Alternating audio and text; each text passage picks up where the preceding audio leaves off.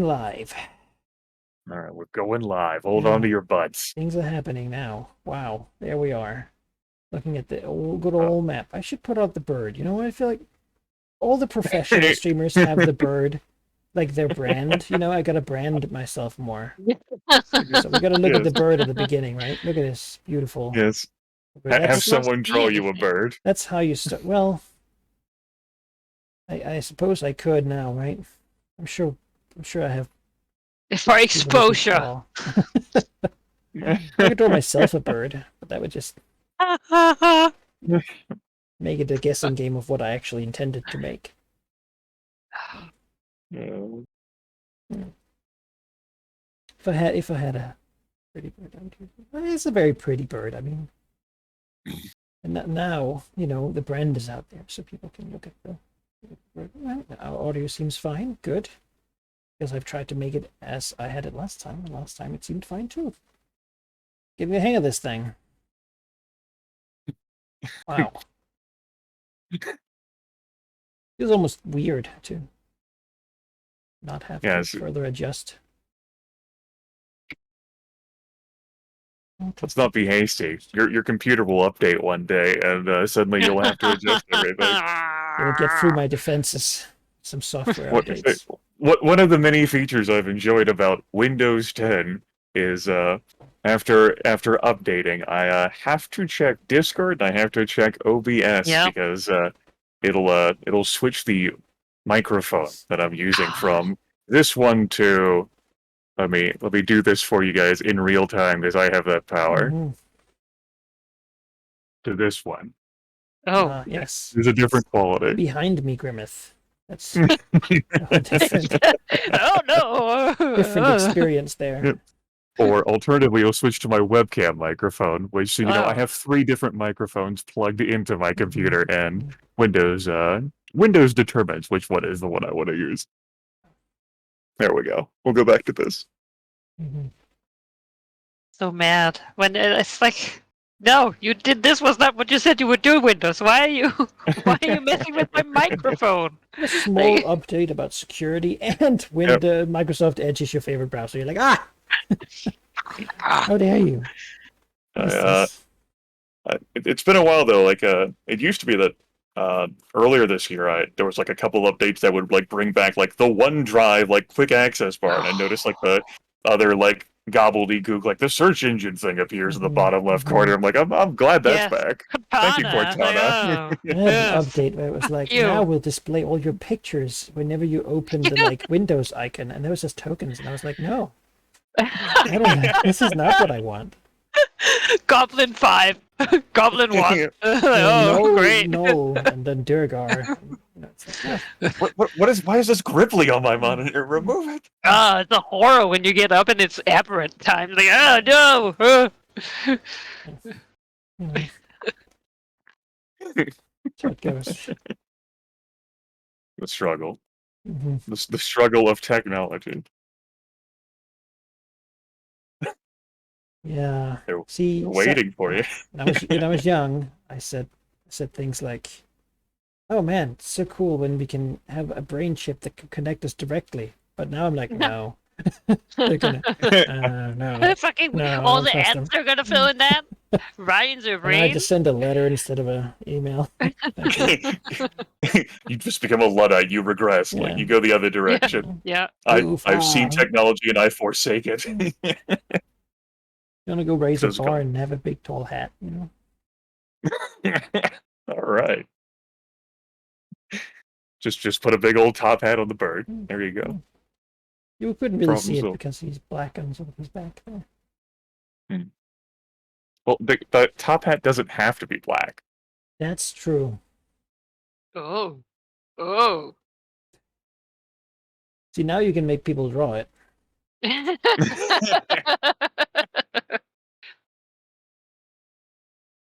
It's true. Yeah, I already feel compelled. Mhm. Like, oh no.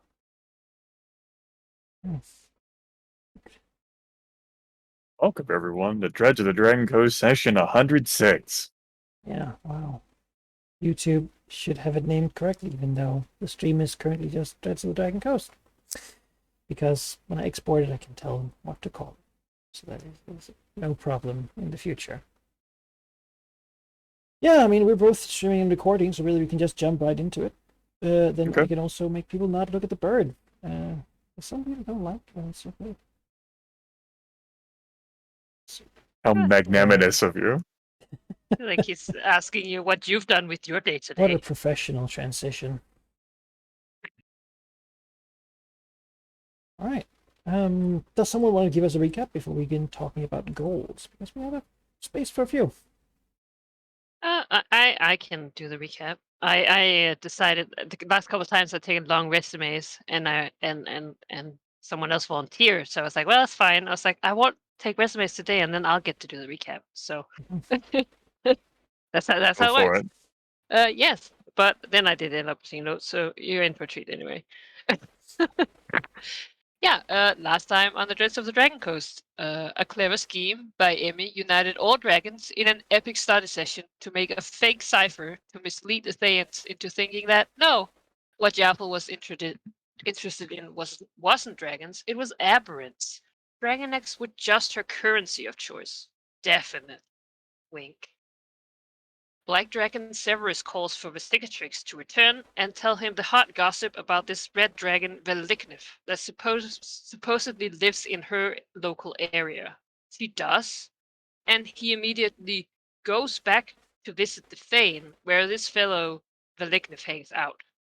Veliknev doesn't submit to be bossed around, and Severus doesn't say he isn't a peer to Veliknev. Now, a big goal for last session was destroying the local faction of the Black Network after they had almost exposed us to the Thayans, and that was done by Emisir Ligerfield leading her company into basically taking their business, while Veliknev marched all his people into Westgate to destroy and burn down, as he does best. In the end, the Marked came along, as they mostly do, really, and did, the cleanup work. And the Black Network is out of Westgate for now. The Chosen of Umberlee, who had sailed, you know, creating chaos on the water, also arrived and has claimed that everyone who uses the water, or I guess suppose has used the water, must pay tribute. And what was it that if they can throw a rock to the water, like if they live close enough, they need to pay tribute, and until they do, the city of Westgate and all surrounding is covered in a blanket of heavy rain, flooding tunnels and basement and everything.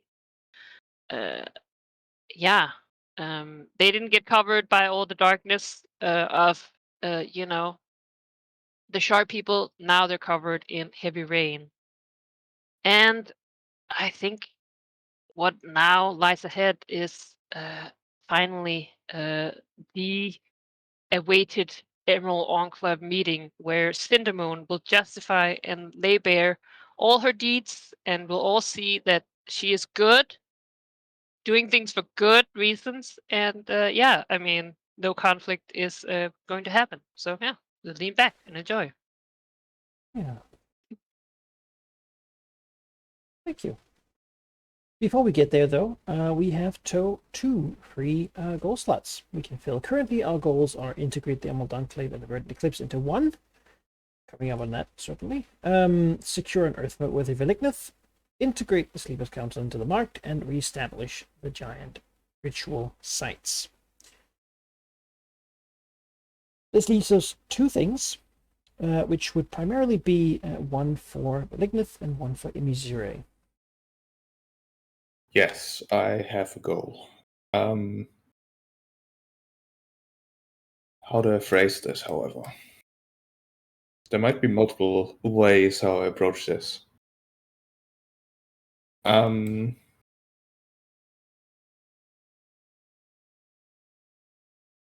I think the best way to phrase it would be to remove Chimerian influence from the southern shore of the Lake of Dragons.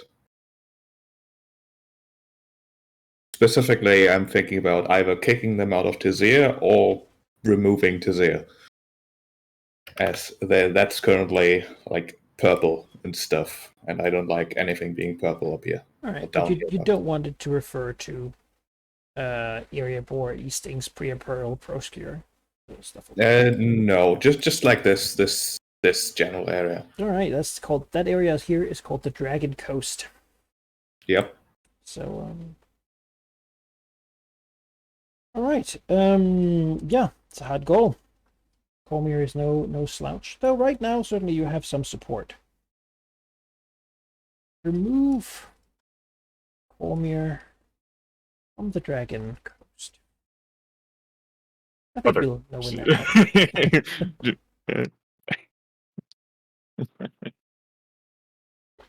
Just go up there, delete Cormyr entirely. Get rid of this Oh, big goddamn. token. To delete Cormyr. There we go. That's right. Ta-da. I'll keep mine empty for now. I don't have a suitable fill-in for it that can camp for a couple dozen sessions, and I kind of want to know how today's session goes before I start thinking about other goals. That makes sense. That seems sensible. Yeah. Last time we got a whole bucket load of XPs, so we're certainly coming up upon our entry towards Epic Tier. We'll see what happens today. Take it from there. Good news, we can't TPK everyone because everyone won't be here. That's true. Unless they want to go. Oh, oh no! I don't know that they're. They follow the thread. I have not informed them. They would need to have their organizations tell them about it. Then they'd be like, yeah, sure, I'll go. So, at some point during the session, suddenly, Willikins clutches his heart and says, 1,000 voices screaming out in pain, and one very loudly in particular. Well, I mean, Put it in jokes the- aside, let's see how this goes. I'm certainly curious, so yeah, perhaps we just start the session. Really, it's winter, it's about the end of the last year. Forces have been sent to Westgate. Fighting has happened. In winter, most forces retreat back home and begin recovering, recruiting new people, restoring stores, gathering the servants and such. The sheets of rain have begun to fall over Westgate Yeah. and the surrounding area. It's raining Right. everywhere, sort of all along sort of the edge here. Mostly around the civilized areas, though. They don't really waste it on empty spots here. I suppose a climate-related question. Mhm. Like, when it grows cold around Westgate, does the rain become snow? Or is it still warm enough, or does it not even matter? It's still just rain anyway. Westgate doesn't really get cold enough for snow. It has sort of a it's not like Caribbean climate, right? But it is Sure. sort of southern Spain. Yeah. It can snow, but it's very rare. Hence, Yeah, some decades back, the Fae sort of made snow happen there. Yeah. But no, not this winter. Certainly, it will Yeah, just I know be- exactly what that life is like. It would just be rain. Familiar. Temperature-wise, that's not the problem here. The problem is that everything gets washed out. There's mud and water Sure. everywhere, and I mean, it just gets miserable Hmm. after a while. Right? All these Sure, infrastructure things don't work. there's just a visual difference between Oh yes. all water, No, all snow would be worse in a way because that sort of piles up. Make a and, real if the issue. harbor's freezing. Yeah, just kilometer of snow or something. No, it's a My lot of Imagine water. it shanty town. My like shanty Bree. town. When they arrive in Lord of the Rings and just fucking buckets of water and people just scowling at everyone. That's It's It's of like- course there's already. I mean, Westgate is scowling Westgate is full of survivors, right? So ultimately, some people would rather just trying to get by and be like, "This is the new normal. I'm not going to throw a coin in the water. Are you kidding me? It's money. I need that coin. Yeah, like someone else can pay for me. They really care." So, predictions are that it's going to last a while until something gets sorted out. Not my problem.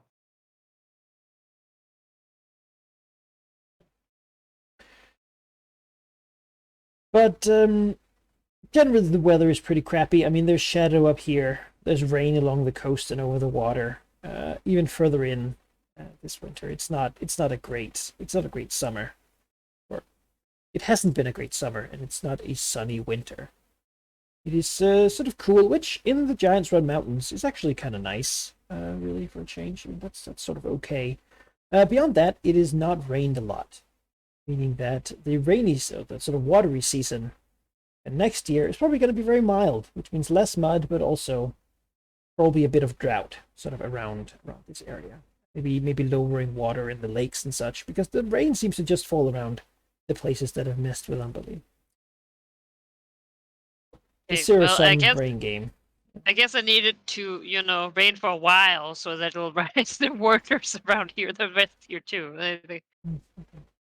Eel shortage. Every time you try to swim now, it's just you're sticking out of it part way.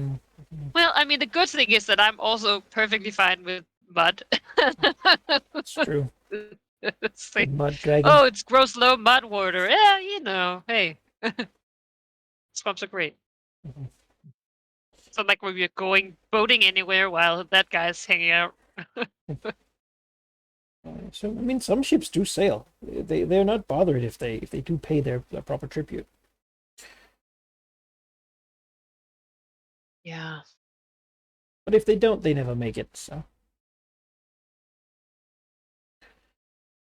All right, but perhaps we should cut to the Gulfmere, right? I feel like we've had that coming for a while, so let's go to that.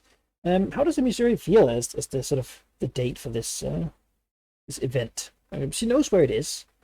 Is there anyone she wants to talk to ahead of time or something? She hasn't really talked to Veros. He's been stuck over here, allegedly defending these towns here, trying to not associate with it, Missouri. Yeah. I think her stance is a mixture of like trepidation. It's like, well, like this is clearly like a pivotal moment, like in this like region's like short and perhaps long-term future. Then there's and there's also a bit of confusion because she doesn't know how it's going to go, and she doesn't know how to. Cindermoon's more powerful than her, and she doesn't know how to upset that more than she has. She doesn't know who she can reach out to make a difference in that further. And so I think there's a bit of resignation there too. She's made like preparations like in like her living space and her hoard, like if things go bad, how she is just going to like pack up and move. She has not told any of her minions this. She is willing to consign them all to their own devices and living spaces. But she's made preparations that this could go poorly, and she'll get to live, but she won't get to live here anymore. Mhm. So I Yeah. think that's what her time has been spent, like, because she hasn't helped her company, her faction at all with what they've done against the local Black Network. It's been preparing for this, and it's been perhaps her minions have caught on in some way that something big is happening just by how the dragon has sorted and positioned things around her living area. You know it's bad when the dragon begins sorting for its treasure and writing a will. Oh, will. I'm not Dunkel's-on. More like it's packed up neatly, ready to go. Yeah, so I wouldn't make you roll a nature check or anything. You've been in this forest, you live here. You're a green dragon in the woods. You've noticed over the last year a definite change in the nature of this wood. It's been coming along, right? Or as time has been going on, but when you first moved here, this was a wood dominated by Nobanian's idea of what forest is, right? It was predators and such, but also proud prey that could stand up to the predators, like a large stag, that could protect a lone person wandering in the woods. It was sort of a bit of a friendly forest. Perhaps it's a stark contrast now, because that has certainly changed. Wolfmere over these last couple of years, and particularly in this last year, has become a forest that you would not feel safe in. It is primarily dark, the trees are creeping, and around here are always some hungry predator looking for prey. Malar has become very strong in this place. And, as you're sort of spending a day home, you might really begin to notice it. There's a stark difference.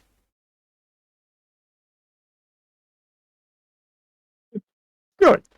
It is a good change. It is good for individuals of lesser import than her to not feel safe here. Mm-hmm. To be reminded of the dangers of nature. The lessons she strives to teach the world. It's happening. She also doesn't feel safe here, but that's for unrelated reasons. Mm-hmm, mm-hmm. You know, something about the philosophy of the strong get to do whatever they want. It's just the stronger you are, the more comforting it is. You know. Yep. There's some big important people around here doing things. Beyond that, something I haven't been able to convey really so far, but I want to convey as you begin approaching this like these old worm tunnels, as it were. Is the different factions here stand out in more than one way.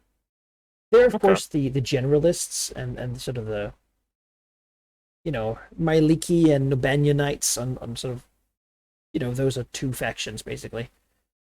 It's almost alignment divided, right? And it would seem, actually, that a lot of Cindermoon's followers are elves. A very large proportion of elves there. While Selisnar has sort of a mix primarily of half-elves and humans, and the Myliki worshippers and sort of Nobanianites, I mean, Nobanian, of course, Wemix, right? But beyond that, a lot of humans.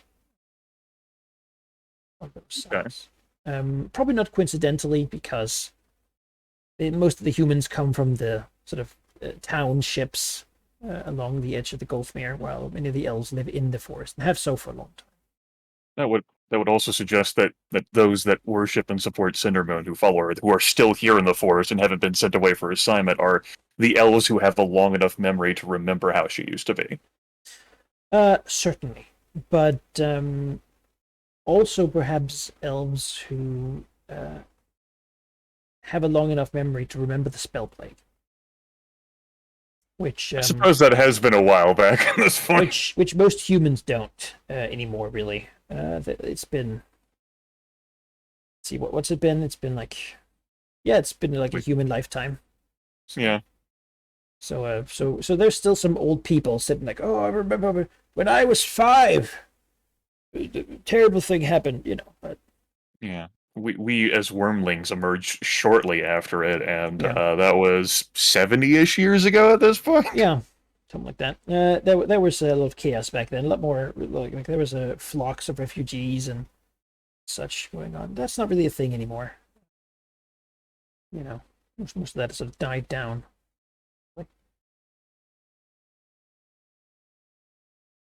Yeah. But that does seem to be a factor. Turns out people who don't remember the spell plague have a lot more hope in their hearts for you know, that good might triumph over evil than a lot of people. An unintended consequence that the dragon never could have considered is that people would have forgotten how Star Mantle used to be, but now Star Mantle isn't in their face anymore. She never thought of that, never considered it, and never could because she lives too long. Mm-hmm. Yeah. Yeah, that's also years ago. And, I mean, not as long, right? But it's not a place people have visited. Like some druid from somewhere, it's not going to have gone to Starmantle. It's going to have avoided Starmantle for the most part. Maybe you heard that it's a bad place to go, and now it isn't as bad if you're not, well, unless you're not a worshipper of Nobania. Well, Malar, I guess, but, you know, in sort of the Great Psyche, certainly, a lot of these younger races are beginning to sort of forget this spell. There's a new normal. The world's changed. This is how it is now. Frustrating. You know. Yeah, but that's clear. Most of the shadow druids here are elves. Yeah. Okay. Right. The tunnels don't really have any greeting staff or anything. It's simply, I mean, it's there. Around them when you arrive, it's night. That's when the meeting. I mean, I guess you could arrive at day and then wait around. But probably not. Probably not, no. Yeah. Though it's difficult to tell since the forest, especially I imagine around this place, is even darker. Oh yeah, I was about to say around these tunnels, there's sort of clouds and shade around. The sun doesn't really get through, and certainly the moon doesn't get through either. Imagine not. No. This place itself should sort of walk towards the opening of these massive tunnels. I mean, it's where Purple Worm has been surfacing, right? So the whole place is like a cheese, just with tunnels and holes and breaks. You've been here before. You fought The flame cult of Nobanian here. yes. And the small scorch marks of them are still around, though. Any real sign of their presence has been eviscerated. Yes. Now the place has a different feeling to it. Where before it was sort of uncomfortably hot and burning, now it's almost the opposite. A cold, sort of dark clamminess. And as you look at the walls, you can almost see like, you know how with light the ice crystals sort of glitter a little bit? It has that same effect, except the ice is not white or even opaque. It's black, pitch black, like soot, covering much of the inside of these caverns. If touched, not that Emissure might do it herself, but someone else might, and she might observe it, it sort of sticks a little bit to the skin, and people sort of quickly flick it away, as if it sort of burns them to touch. This isn't a natural phenomena for the region, is it? No, this is not what Did you not consider think a so. natural thing. Yeah, You want to that's... give me like a nature check or an arcana check or something? Yeah, I'll give you a nature check.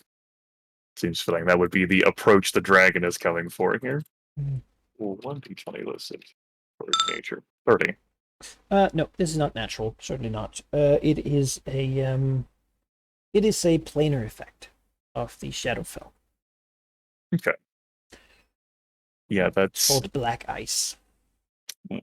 It is ice infused with sort of undeathly cold and also with some necrotic Yeah, so... anti-life.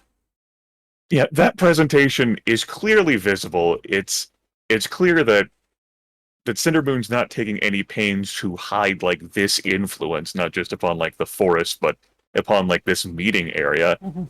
How are these lesser beings like interpreting like the visible appearance of this meeting place? Like the various like followers of Zalaznar and Wimix and what have you. Like yeah. is there like a general like comfort The, or like a confusion or? The most people here are people of import, right? The caves are not big enough that you could have everyone of the Enclave in there at the same time. Simply crowded out. Beyond that, many of the druids know that it's not like their opinion really matters.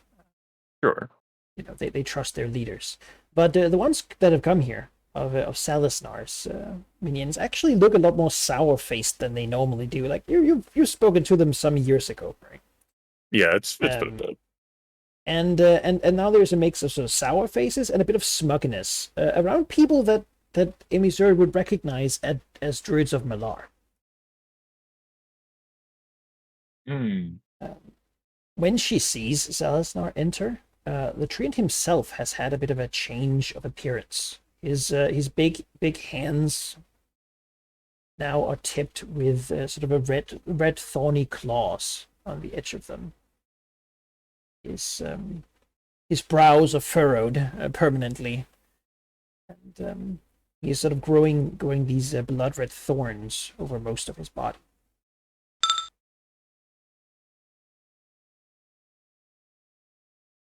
Do treants do that? You know what? I don't know how you would know, but I think it's appropriate to give you take a. We're gonna make it an epic level, like nature check Sure. or religion. Would also work. We'll stick with the theme of nature. 21. I think You're the not dragon sure is baffled. exactly what's going on there. Probably not a thing that treants normally just do. Oh no, but you have seen something kind of like it before. Yeah. I mean, I guess Salazar is an Archdruid of Sylvanas. I guess if the Archdruid of Sylvanas, if there's going to be someone who could do that, I guess. And the place you've kind of seen it before was way back with Amrath when he created a grove of trees. Mm-hmm. Yeah. That had something similar back then to what this tree had. The Malorites following him certainly seem somewhat smug, and you notice that there is a lack of Sylvanite druids here. It seems there's been a shift of factions going on. Beyond that, so basically he ignores it for the most part. Seems glum and determined as he sort of walks in, faster than you ever seen him walk, which is sort of a normal walking pace. My goodness. Yeah. That's how you really know. It's like all the bloody stuff, thorns. But he's walking fast. Oh no. Some of the remains of the followers of Nobanian, nominally some of them are still around. The ones basically that gave up their Yeah, even though it was barred by Cinderbone, they're still here. They're technically, they technically don't follow Nobanian anymore. They now sort of, but they're still here trying to make some sort of difference with the ideals of what Nobanian might have wanted if he was not a horrible abomination. They're by far the weakest current faction. Have about the same influence as Telona, who is not even a member of the Emerald Enclave. But they certainly seem somewhat worried about this situation. Looking around, they speak to one another in quiet voices and glance around. Besides that say that they're not sure exactly. I mean, they certainly brought their weapons, right? Yeah. They don't know what to expect in here, but this is a lair of something bad. Yeah. I can't imagine worshippers of Myliki, because you pointed those out, that would be here, are also like... No, they're not into it. They don't like it at all. And I mean, most of them are sort of showing up separately. There isn't a like. They sort of gather around Veyros, when they can, but there isn't a technical faction. Of course, sure, makes sense. But yeah, no, they're also what you would consider some of the good guys, right? They certainly don't like this. Mm-hmm. Yeah. Veyros will apparently be slightly late, because he has conspired with no one, and therefore cannot arrive together with anyone. Absolutely. But he'll be here. The dragon is never late. Wait a second. Ivoriel might also be invited, but he's staying away. Sure. Continuing the hidden approach of I don't exist. Just leave me alone. This is all way too much for me. I'm out of my depth. Nope. You know what? I get you. I'd choose not to be involved in this if I could. Yeah. All right. So the meeting's inside, huh? Yes. In the caves. Right. Most people follow the cold to get further down. All right. There's sort of this feeling that Cinnamon will be found. Yeah. I think the dragon probably hesitates outside for a good hour or so upon arrival. As she slowly digests the fact that she has to go inside there. And cramped quarters, the lack of ability to fly away. She's doing cost benefit analysis of like, what if I just left? Like It before a didn't show test the you haven't prepared for. Yep. Maybe I could just get away with being sick. Yeah, it's like I don't really. I just helped her set it up, and I Yeah. could just go, and none of this has to be my problem, right? Mm, And I well, it think could like affect me. it takes like that full length of time for her to just like settle in the fact that like, no, this has to be my problem, and then Mhm. she'll like curse it, curse like Bassaran, curse the devils, curse everything that's like put her in this position because it's not her fault. Mhm. Of course She'll not. yeah, she'll deduct the 2 points of healing surges to consume her crypt spawn potion as well as her champion tier potion resistance to cold because that Yeah. doesn't look comfortable in there. No, that'll make her immune to the uncomfortable cold effect, the numbing cold effect of this. I'm left with just a mere 14 healing surges. Yeah, And wow. she'll Hey, there are enemies shuffle that just on eat into. those, so I know. Defender it can be useful life. See, you folks encountered one such enemy in that 13th age campaign I ran. yeah, it's nice. That's how Sheep's character went down. It's very nice. Just Character I that try eats not to healing. think about many enemies in that campaign. I did torment you. a portal has opened to the Dragon Empire. That sounds great. Healing surge eaters. Fucking gross. Mm. Mhm. And yeah, the green dragon will just shuffle inside with her natural God-given dark vision. God's given dark vision. And squint at like the ice, squint all around her, lament the fact that she's like cramped in here and unable looks for basically escape routes, I think, like the entire way. Like Yeah. if I needed to go. There are certainly like, like there's a lot of tunnels, right? Yeah. It's easy for someone to get lost in here. Very, very easy for someone to get lost in here. But she could probably barrel her way out. A mixture of barreling and turning incorporeal for just long enough. Yeah. But it is far enough down that certainly no natural light. That said, many of the druids carry like amber lights or have dark vision anyway. So Sure. no light vision. Mhm. Hence the sort of gleaming off of the. I think her way down too is also like plagued by like other ideas. Like, could I have just sent Novacree here, like in my stead, like to act as a voice? Could I have like sabotaged this ritual or like whatever's gonna happen here in some kind? And then it's like, no, this is why I got Pharos on my side. He's gonna do everything. He'll take care. Once again, shunting off blame, and responsibility. Yeah. I will make a new map visible here. Yay! And you can sort of, I put your token down so I could reveal it. But you can sort of put Okay. yourself. Okay. I'll explain what we're seeing.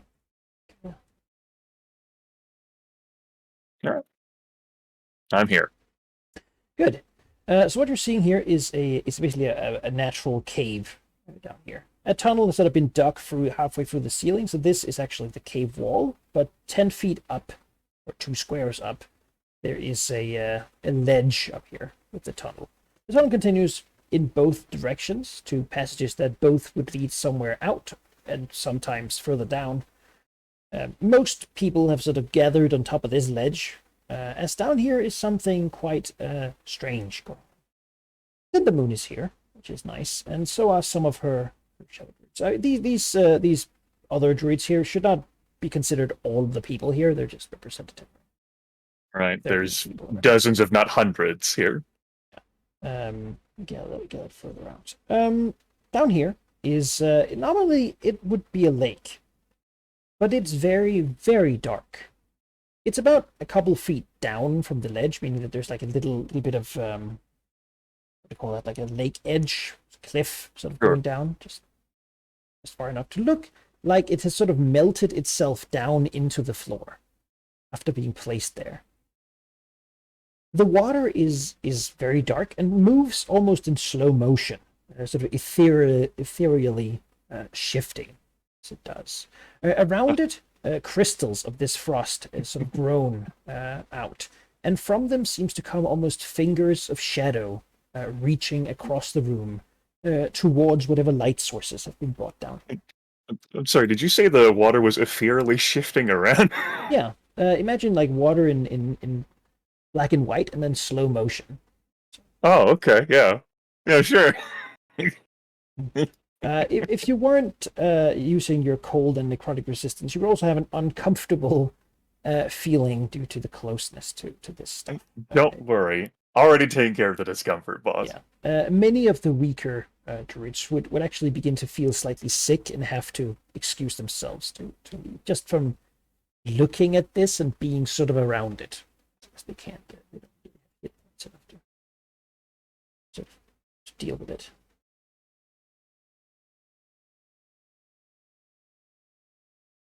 Cindermoon simply waits, mostly looking at this mirroring water. Does Emisura avert her eyes? Like, what is he? As people are gathering, like, what's she doing? I think Missouri leaders here will look at what Cindermoon's looking at long enough to like register the fact that Missouri leader doesn't want to look at what Cindermoon's looking at, much as like she ignores problems by not looking at them, like what's happened with the trees that Amrath grew ever so long ago. I think she spends her time looking at people and like individuals. So like the followers of Cindermoon, these elves, these shadow druids, like the other various like druids, like probably like scrutinizes Zalaznar. Probably looks at the archpriest of Talona, sort of like not like engaging her in conversation, but sort of like gauge like how excited she must be to be here at this moment, or if not. No one really is engaging her in conversation, and it's no accident that no one's around her either. People don't want to be near people who worship Talona. Yeah. The whole thing about loving infectious disease is most people don't like it. It's a sort of. I think it's no mistake then that the dragon just so happens to be the closest because the dragon doesn't care. Yeah. Dragons can't get sick. You kidding me? Yeah. It's never happened. Like Riemanthyr, that never happened. Yeah. As yeah, but she has a what do you call that, like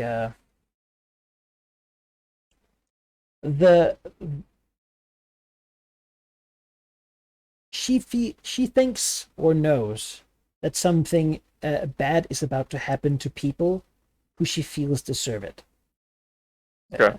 That sort of slight smile of an evil witchy grandmother. Oh yeah, I think Missouri leaders here knows that exact feeling. Yeah. She's standing there. Zalaznar has his wooden frown. He's hard to read because he's a tree. Yeah, never mastered that. You know, he looks somewhat intimidating. Norlas here, Summerpaw, is appalled and is averting his gaze actively from this black stuff. Right, while Veyros is has recently arrived, and something that might actually be somewhat scary for Emisuri is that he seems agitated and somewhat like nervous, like he's fidgeting a bit. Okay. Stepping around, you know, he's glancing at the people around, sort of. He does not feel like he has control of the situation at all. Yeah, it's not good. Yeah, When this is not what he had hoped or expected, or something's been going. You haven't really talked to him a lot of time to it. Yeah, haven't. Missouri leader there had hoped that the powerful and ostensibly wise Gold Dragon would have a better idea or grasp of this situation. That's why she pawned off this problem onto him. He actually seems a bit distracted. Like, if some of the glances at the exits, like he has something else that's very important to do, and he's having trouble like focusing on this right now. Oh. And he's sort of the chosen. He's yeah. Okay. It's clear that his plans are not going as he wanted to, but this is maybe not the most important thing in his life right now, which is weird. You know, given the situation. Yeah. Yeah. Um, All right. Maybe he's really just her double checks like her mental assessment of like escape routes. And also considers alternative plans to throw her lot in behind Cindermoon and thus become the de facto ruler of the Emerald Enclave. could you give me a perception check? Yeah, we'll do that. Oh, mighty and benevolent and wise God. What's the bonus these days? That's a vast. 21. All right. Never mind then. I'll just say as you managed to glance into the as you took a slight look at what Cinnamon was looking at, it was as if something was looking back. And then I suppose you avert your eyes like, no, maybe not that. And then Yep. I'll leave that as a firm explanation of helping the dragon not look at what's in there. yeah. And probably also makes like a mental checklist of like determination of how close she is willing to go to that if necessary. Yeah, it seems that anyone who's not currently sort of with Cindermoon is staying up on the ledge. Right? Again, the shadows sort of move from this pool, reaching towards light sources, rather than the shadows normally do fall away from them. Yeah. The flickering of the bits of magical natural light that people have brought down here sort of makes it seem as if they're sort of struggling to reach further. Right? Though that could just be, well, it's probably not just an image of the light. It could be technically. Sort of illusion.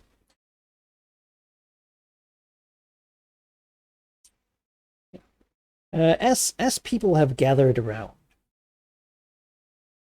Cindermoon turns around and begins to hover. It's something she can just sort of do. Not super weird for high-level druids. Though there isn't a wind to be felled, it's probably with wind that she's doing it. She will levitate up so she's at the same sort of height as most of the people standing on the ledge, basically 10 feet up, right? She doesn't cast a shadow in here, even though you'd think she would, because the black wall here is entirely dark. So it's not really visible, even if she's facing light in the hands of the people around her.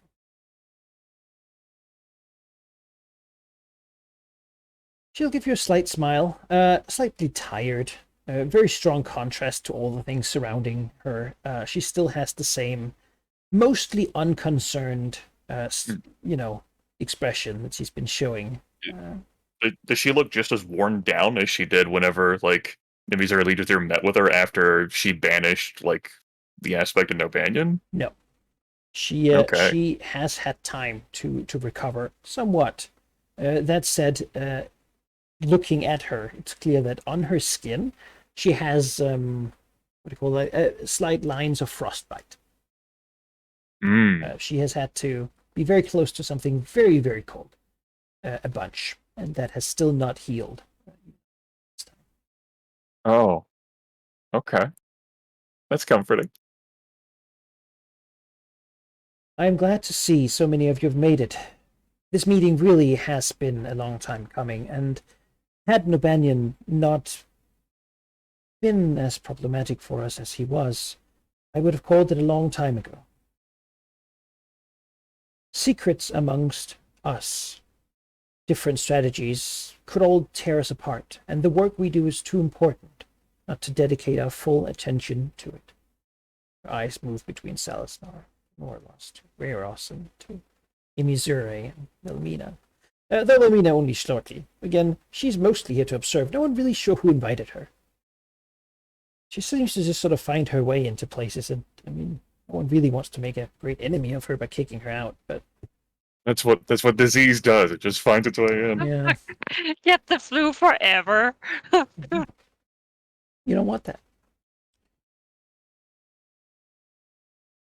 I have taken great pains, as she gestures to her like arms, which are indeed show signs of that, to create this place, so that it could help me share with you why I am driven to do the things that I do. I understand that there's been fear that I would go too far, that there's been discussions as to what our aim should be. And I think I will reiterate what we originally agreed upon when the Enclave was formed. We would be the force that protects nature and the natural order. That, I hope, we can still all agree upon. Around you see, nods slightly, some people unsure, other people with some affirmation. Yes, they're glad that this is still the point. We'll continue. Many of you feel fear or discomfort at this place. I call it the pools of despair. This is the largest of them. I created them originally to rid this place of the effects of the spell plague. It was the only way that could be done, in a way so that it could begin to heal. At least the surrounding lands could.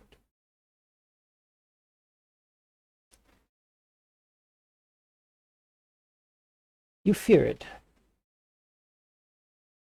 he says bluntly, looking around.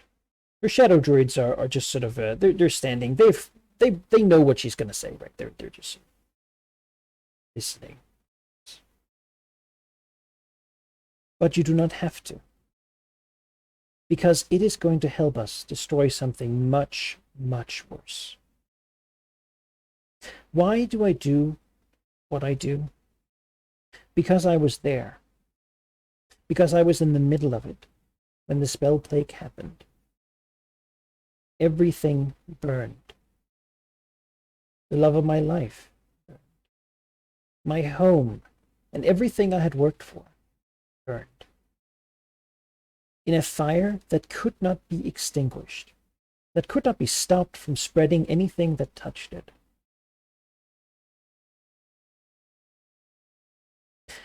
Some of you are too young to know, to remember. But the world you live in is one far diminished from what it could have been, what it once was. What you see behind me is just the pool.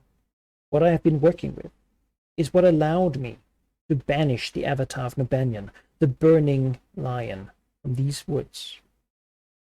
This ice cannot burn. Not even the blue flame can catch it, and so I can smother the fire in it. This is the way I have found to do this. And yes, of course, there is a price. Everything has a price. Every action or inaction we take has a price. And the fire is not gonna stop. Once there were many gods, many more than we have now. They protected this world from it, from the things outside, each placing a hand around the sphere until it was entirely covered. Well, those gods are gone, and they're not coming back. Not ever. That means that there is no longer enough hands to cover the gloom. Darkness will continue to swell in. The fire is coming back. At first, for a while, I did not understand why you were not all with me, why you would not all do anything to prevent its spread. Some of you have shown great potential, have shown that you're willing to do what is needed.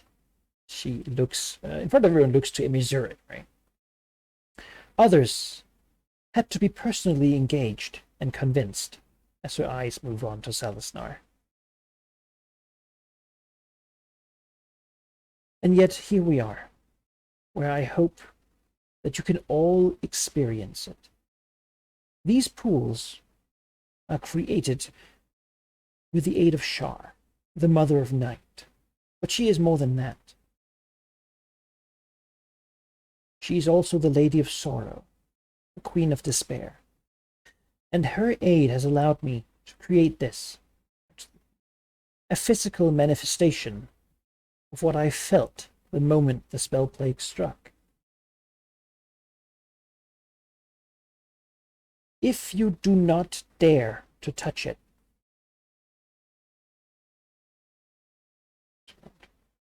then it is simply because you do not dare to face the truth of what the spell plague will do to the world. If you touch it, you experience the plague yourself, and you say, it is not as bad as I think it is, then I will give you that.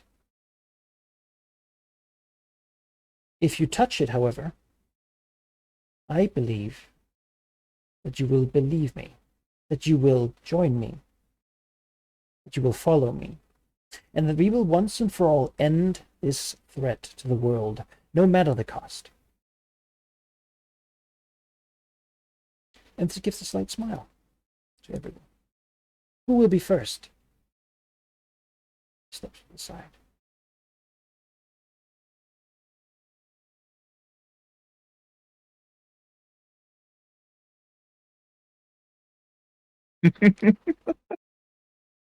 I'm sure that this is all fair game. Like, I'm thinking along like my dragon's like personality lines here, like her relaxed and carefree nature and like patient.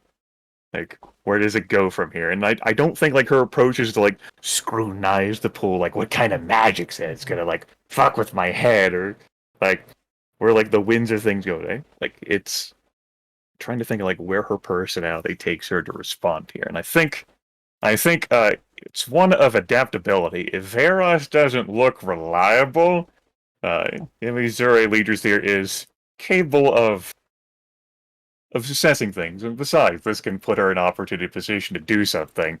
I think she is going to flutter and hop off the ledge. That's the first one. Is the first one. Yeah. Damn. I mean, that catches everyone's eyes as Cindermoon smiles to Emissary. Cindermoon thinks that Emissary is a supporter, right? Mm-hmm. As she will just gesture to the pool and say, I will attempt to pull anyone out whose mind is not strong enough to handle the horror that they will feel. Emissary Leaders here shuffles her greenish gray bulk out of the light and toward the dark, heading for this pool that she is now directly looking at, because I think the laziest direct approach here is, if I just do this, then huzzah, and I will never be questioned. And she's building rationalizations for herself. Yeah. Yeah, as you gaze into it, you can see many frozen blue eyes looking up. Great. The kinds of eyes you've seen before, sort of from the other side, as if gathered around a similar pool in another plane, looking down, waiting anyone who might. Emissary Leaders are wonders like what kind of like grudges like the followers of Shar might hold towards the dragon after everything that happened in Nathlak, and she also like thinks about, well, like Malar is all about the strongest, and if this ends up being the strongest here, then I gotta follow along, right? Like peers down at like the inky black depths and reaches out a claw to go into the pool. All right. You will touch it, and there will be an immediate, basically as your claw connects with the surface, Shadow will just move up it and attempt to exert its power upon Emissury's mind. Yeah, sure. Which will be an attack roll. No, there's no need for that. It auto hits. Yeah, it's okay. Oh. Sure. Then you are stunned as you touch it. In addition to that, as the force sort of dreads in, you will be drained from 9 points of life. This is psychic damage. Okay. As your mind begins to crumble. Dying to this pool makes you permanently insane. Okay. So that's nice. Yeah. As she's stunned instantly. from touching it. It's a vivid feeling. Right. And this is the thing, right? I can attempt to describe something, but you might have to assist me here in how this manifests, how some intense feeling of despair comes over the dragon. It's the feeling of there being no way to win. Something is hopeless. Like there's just, it's done. It's over. She sees before her everything she ever worked for. Her temple, perhaps her home, her siblings, twisted, turned, joining this flame. A blue fire that burns and scorches, that traps her and forces her to serve until she becomes nothing like herself. Until she becomes nothing. Or rather, worse than nothing. There's nothing green. There's nothing bright. There's only eternal darkness, twisting colors of tentacles, and unending madness. In this vision, there's also blackness, a sorrow, as if a light she felt inside herself until this moment, something she didn't even realize was really there. Something whose absence, however, is very strongly felt. As if something has shrouded her emotions. For a moment, she cannot feel anything, as if she's living black and white. Then she can feel only another panic attack, a dread so strong that it stuns the dragon. Like she cannot physically do anything. It's just emptiness. Could you give me a saving throw to see if you fall further into this effect? Okay, 3. you do. Great. The dragon falls unconscious as these dreams begin to go further, as she begins to lose the will to continue. I mean, what's the point? Can't win. Can never win. There is no hope. There's only dread, only despair, only loss, only failure. And it's not as if the death here will bring any solace or any safety, for the afterlife too has been taken. Everything has been taken. The only thing she could do would be revenge. Would be while she yet lives, to harm whoever did this to her. Somehow that emotion remains. A glowing sense of anger, hatred, that nothing could not be acceptable. Because everything is lost. Everything is already gone, and so can be sacrificed without a second thought.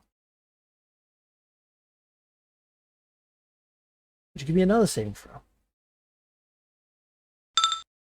11. Okay. Dragon does not die and become...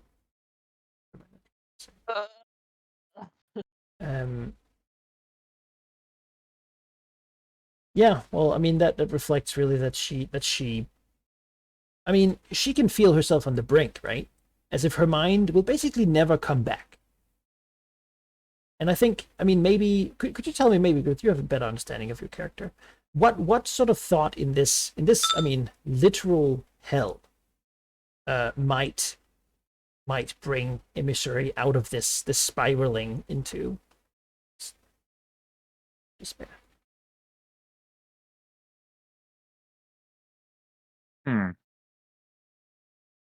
Well, she understands the feeling of despair well enough, and that it's been the darkness that's lurked inside the easygoing and relatively happy and patient dragon, from hell having ownership over the souls to the fact that the death will not be an escape, but instead be eternal servitude. She has very much felt the fear of what it would be to be alone. She saw what happened to Veristrix and obtaining the spell scar. Telraxos vanished, and Velignith was imprisoned and nearly died in a glorious explosion. Explosive escape. At the core of it, though, she isn't a... I think, like, the the emotions that are poured like through that come through like the feeling of like despair and then like vengeance is just something that's alien to her. In that like when when she's at the breaking point, when she's at like the precipice of like just die, the dragon is a dragon and thinks back at everything that she's done and accomplished, and how she is an incredibly strong predator, and how everything she's put her mind to has fallen, including older dragons. And so Amy Zuri Liederthier rejects the idea that she has all the time to make something work. Mhm. And death is not her end, because death for the moment means hell. I suppose Of that that's she true. is certain. Like, she has been prepared by a bone devil surrogate father to accept the fact that hell is waiting for her on the other side. And that's probably worse than this. I can almost tell you every round of this you would take 10 cold damage, but you know, you're resistant 10. So Hooray. so you would find yourself probably covered in this black frost stuff. So it hasn't really damaged you as your potion. It's just making you all supernaturally resistant. As her mind comes back, right, no longer unconscious or stunned, as she can sort of probably retract her claw, right? Yeah. So, otherwise we discontinue. Doesn't seem to be a limited effect. Claw slowly pulls back from the pool. She's covered in the black stuff. Everyone's quiet. Everyone's eyes are on her, right? She has the attention of the room.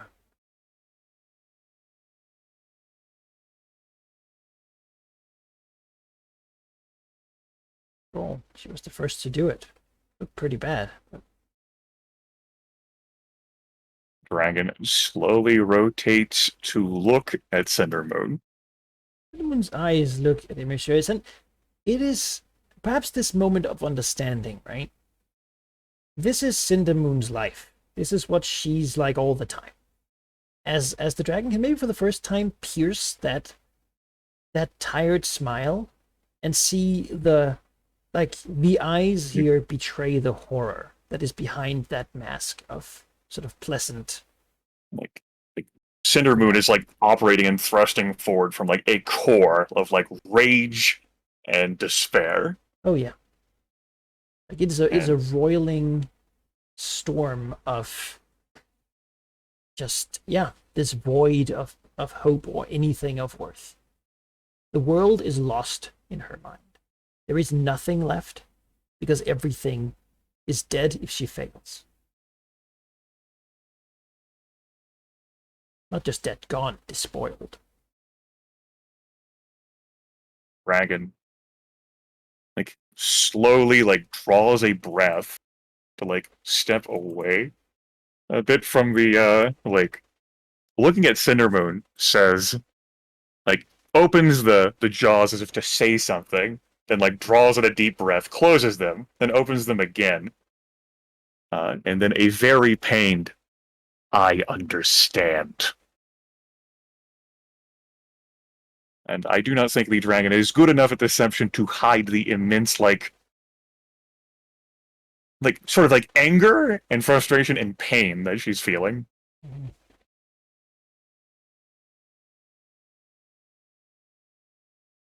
Then, Cindermoon is as if she's going to say something, but then she closes her mouth because she knows that, like, this is an honest response, and what this dragon has just gone through is horrible, and she knows that, right?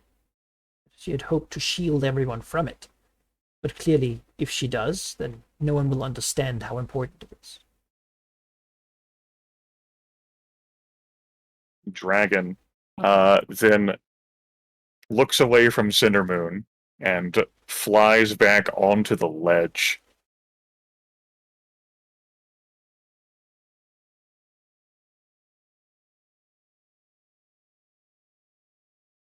Lays down and is thrust like away from like the moment of looking or thinking about everything else into like deep personal contemplation, and just becomes inattentive.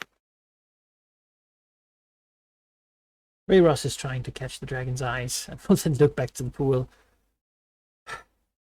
He is conflicted. about how this should go. Thelisnar, though, will go next. Creakingly move down. Along with him come some of his followers. He will move a branchy foot to touch the stuff. He sort of stumbles backwards a bit. With a groan. Looking there. The followers he has with him just all passing out as he sort of moves to drag them away from the pool. Pick them up. And then glares at Cindermoon and says, "You have made something unnatural here. This should not exist. This is... So it lets out a hum. He retreats. He is mentally resilient, and so did not descend as deeply as Emissary did. Though his people completely choice with you.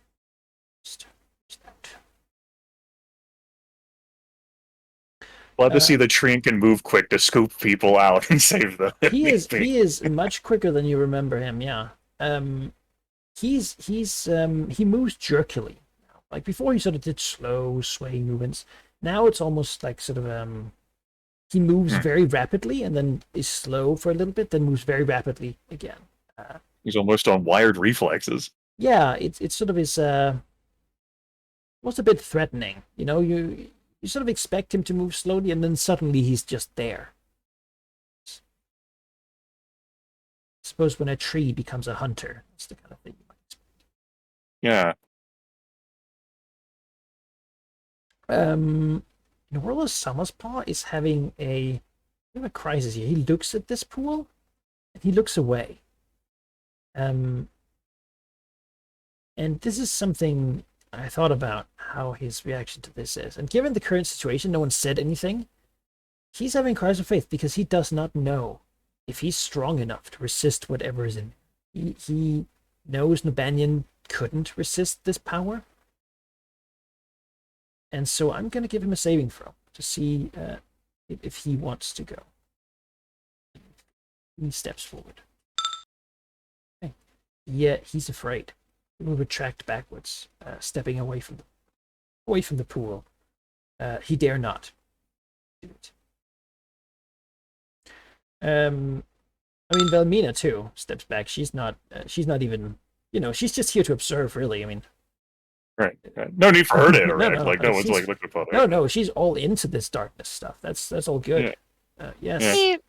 She's not part of the Enclave either, so I mean, it would be inappropriate almost, right? Like, I think that sort of like fear and backpedaling from Velmina is actually going to awaken the dragon from like her torpor.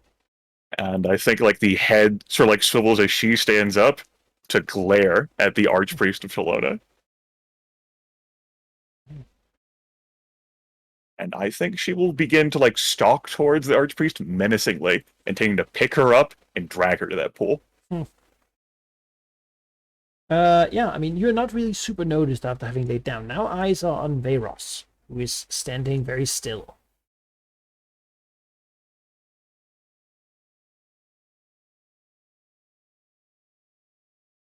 Just contemplating what he should do here, because he doesn't actually really want to touch this pool, because it seems like it's real bad, and he wants to have his full strength depending on what happens, right? He can't really afford to be knocked out. Yet he still also wants to be part of the discussion, and it seems like you kind of have to touch the pool to be part of the discussion. But maybe you don't. Yeah, so you have a moment here to do your thing. All right, great. Yeah. I think Emissary like just reaches out towards the Archpriest, like seizes her, and like hops off the ledge like with her in tow. You do it like quickly or slowly? Like is it? I think it's quickly and frighteningly, much like a predator would. Just I like don't think she would. She doesn't have time. A pounce. Yeah, the older woman is very frail under the touch here. It's like holds like the Archpriest like next to pool and says, You wanted to be a part of the Emerald Enclave. That requires you understand, Archpriest of Talona. Understand. All right, and then you just dunk her, or like, what's the? I the don't play here? to Dunker, like the dragon like it thinks it's important that the Archpriest make a choice in front of everyone. And so like she like Hmm. drops the Archpriest right at like the edge of the pool. So like yeah, right where she is. She glances at this pool. Now she doesn't have a smug grin anymore. It's turned into like a sour. Yeah. And then the dragon hops back because she doesn't feel like she needs to be there anymore. If the Archpriest makes another choice, it's going to be out there. Cinnamon will look to the Archpriest and look to her and say, "She's right. Philomena. You should touch the pool."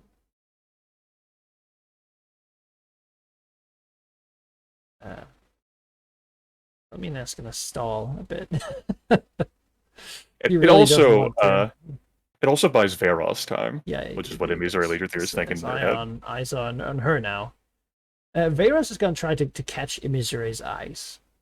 Yeah, I think Veros will, as like Emissary Leader Theor like heads back up onto the ledge, like looks over at Veros. He will glance quickly to the pool and back at Emissary, trying to basically it's a questioningly. He doesn't know what it is or how, like, you know. He's looking for some sort of suggestion as to how bad it is. I think Emissary Leader Theor will allow like it's not like she's great at like pretending right now in this situation, despite like her great deception. Will allow like the full weight of like pain and anguish that she felt to show, like in like her draconic features as a dragon could read, especially one that's older and golden. Mm-hmm. Yeah, shadow comes over his face at that point. That is it's not good news, but it seems to still be Emissary. So. Yeah. Before like her facade like resumes and she rotates to look back at Vilmina.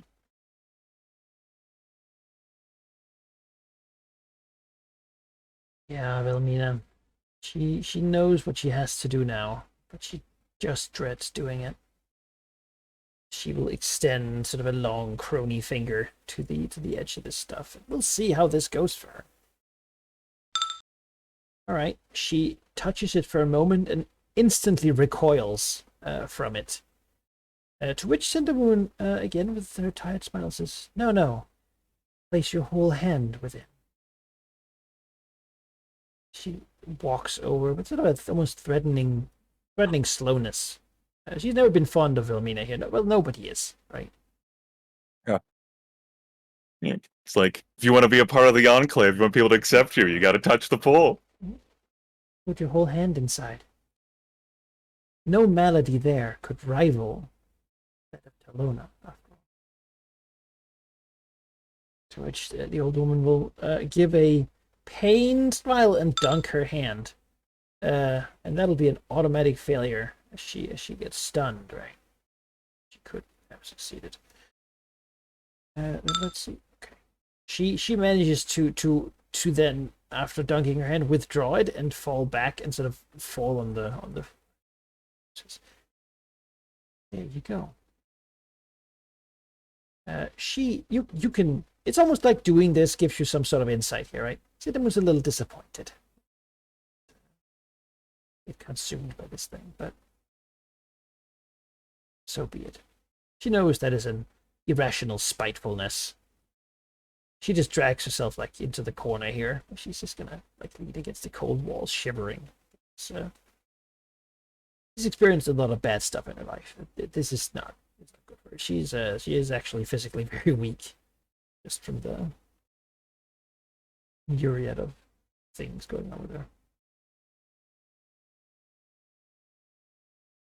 He's not going to interject now, as she wanted to before.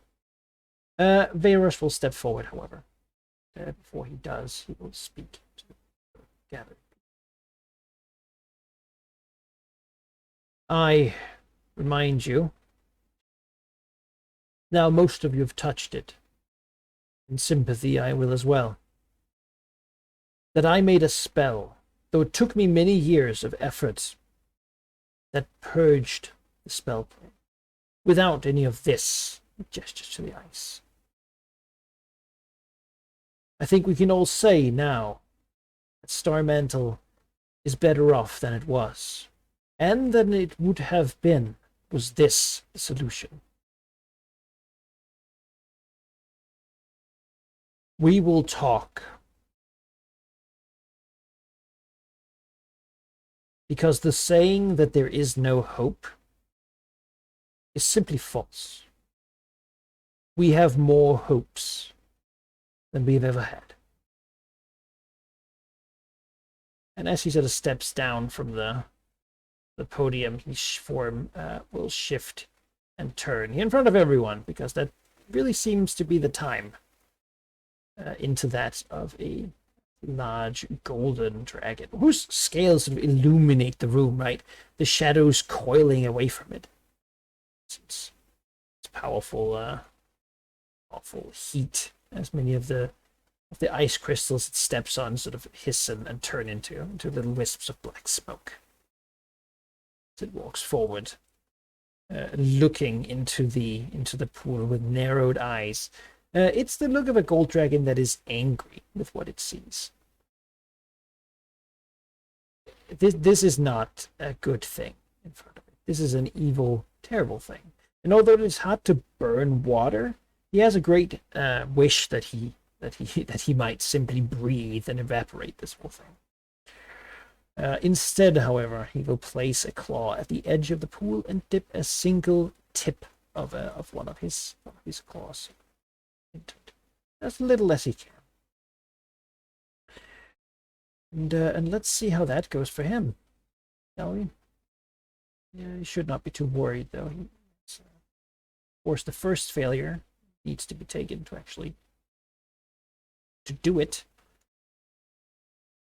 Let's see here. That would be some. Okay.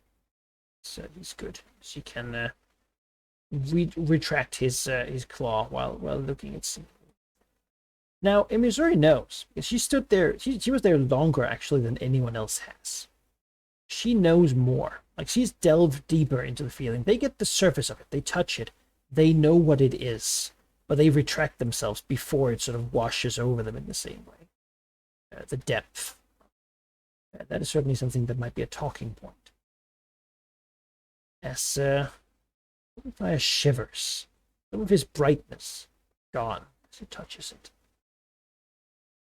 So he moves back up to the ledge and sits.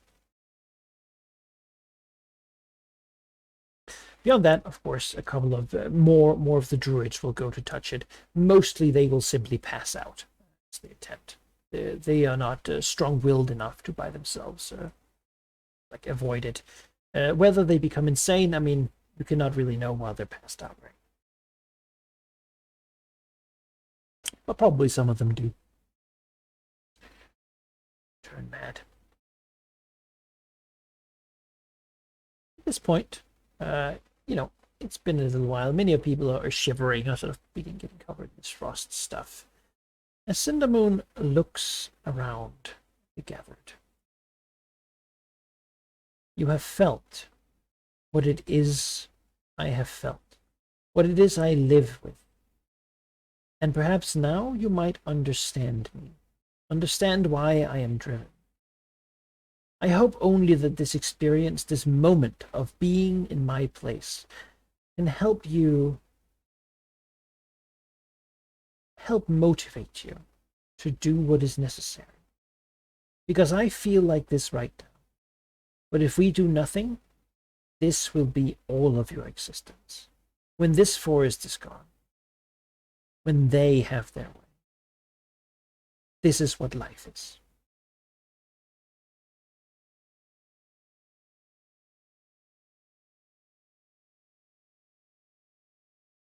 And here begins a debate. A debate for the future of the Emerald Enclave, what the Enclave is going to be. Nominally, this is why Cinnamon has brought everyone. Because she wants this dealt with. She wants this decision made. And because she knows that should everyone else fight her, she couldn't win. An Elder Gold Dragon, the Archdruid, the Paladins, and maybe even a Missouri and Talona Priest. There's simply too many forces. She cannot force this decision. And ideally, she doesn't want to. She also knows, however, she just needs enough.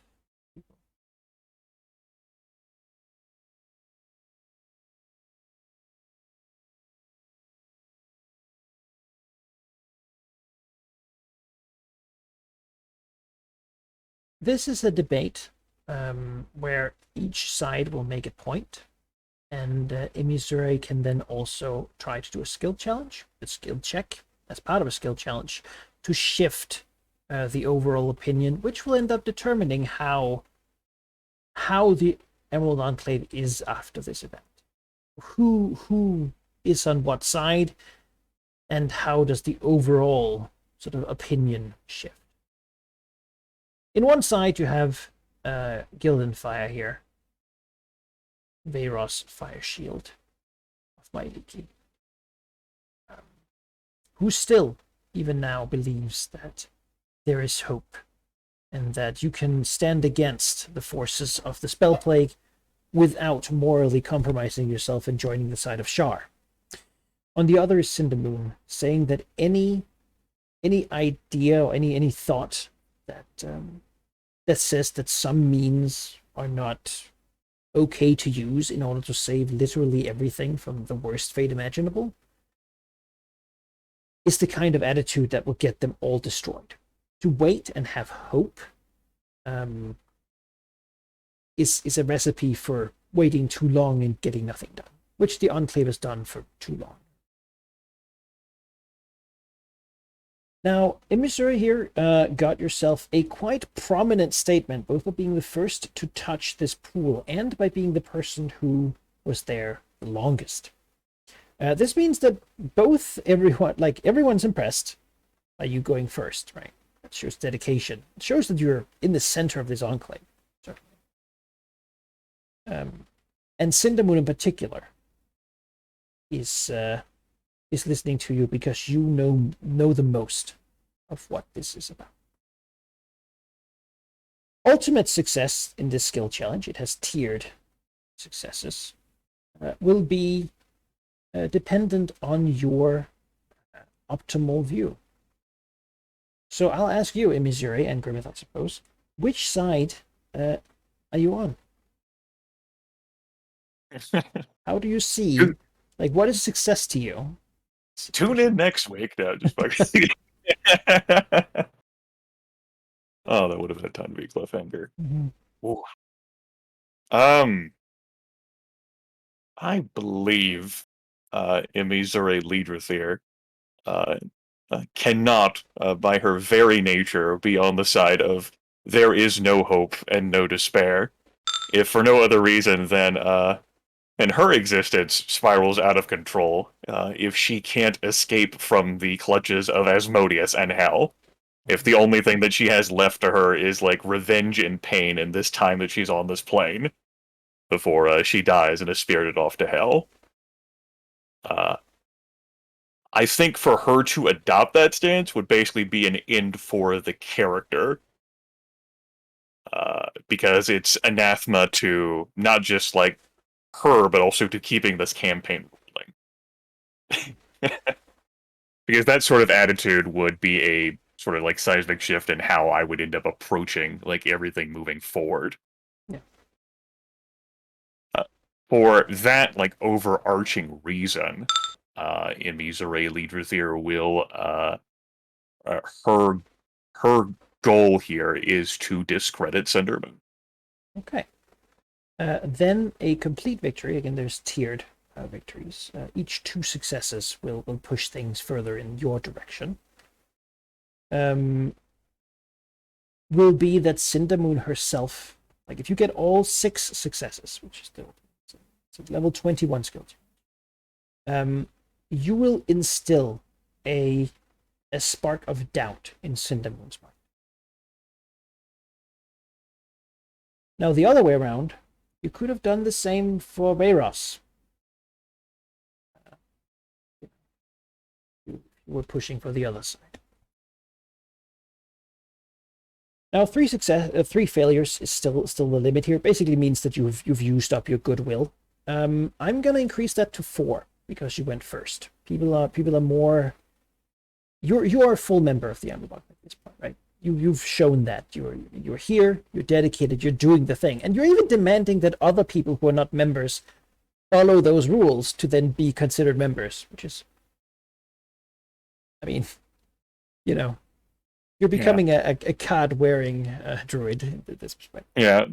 Like, I think the primary reason the Missouri Leader there didn't bully the Paladin of Banyan was because, well, Nobanyan's not really a part of the Emerald Enclave. Cindermoon already cast him out. Yeah.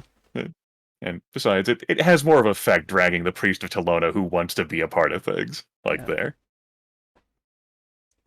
All right. Right now, a lot of forces are undecided. The first argument has been made with this pool, generally. Cindermoon looks to everyone for their statements. Gildenfire says, there is hope. Light, goodness in people's hearts exists. And if what you're saying is right, it wouldn't. If there was nothing to be happy about, no one would be happy. It's a weak argument, a philosophical one, but it's a beginning.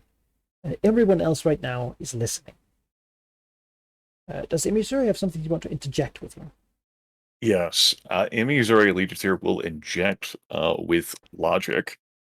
She will say, Cindermoon, the ritual that you use to purge the Spellfire is one that I sacrificed most of my hoard to acquire from Gildenfire. And in the time that has occurred, as Gildenfire has said, there is no sign of the blue fire there, anywhere around it. I have made my lair there to personally invest in that spot, and there is nothing there. There is an alternative way to purge the blue flame than the route you have chosen here. With diplomacy. Yeah, do it. There. That See makes here. sense. 40. Oh yes, that is a definite success. As people nod, yeah, that is true. There is exacting proof that that there is another way than this cold ice.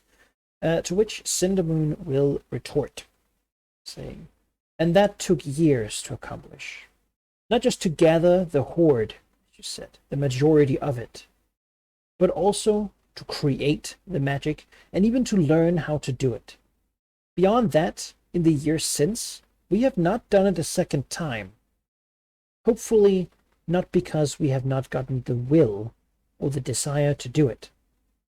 Had we had the means, we would have done it more places. Yet we have not. Thus those means seem to be beyond us. How much time do we have? A pyramid, an obelisk, followers of these dark dreams of the world, has been spotted. Other forces are acting, while we, in that time, have accomplished little else. I have banished the aspect of Nobanyan. What have you done since?"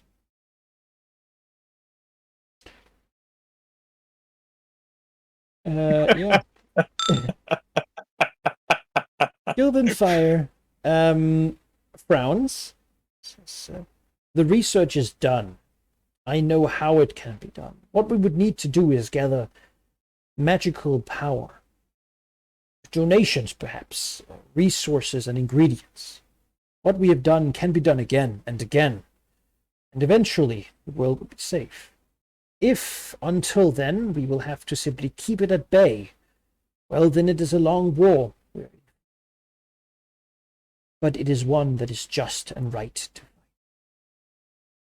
Arguing that at the moment, things have not gotten worse either. Which is, that's fair. Does Missouri have any opinion on this? Yes. I was going to speak broad strokes. I don't know how to put it in character yet. The ineffectiveness of like the leader of like the Emerald Enclave to make choices or do something would be because of the disconnect they have with their leadership, i.e. Cindermoon. Cindermoon, who is in possession of the ritual spellbook to purge the spell plague, and instead has chosen the alternate route of doing so through Shar. Like, that's not really a fault of the Emerald Enclave. They're trusting in their leader to take care of something, and their leader is instead fucking off. Yeah. I don't know how to articulate that, and I'm trying to think of like how the dragon would like say that. Because the argument the Emerald Enclave is doing fuck all is something that does appeal deeply to the dragon. Like, they absolutely have done fuck all, and Varos identifies with that too. Oh yeah. Feliznar doesn't. He frowns. He's feels like he's been busy. Yeah, I'm sure he does. He's done more this past year than. Mm-hmm. He's gotten so far.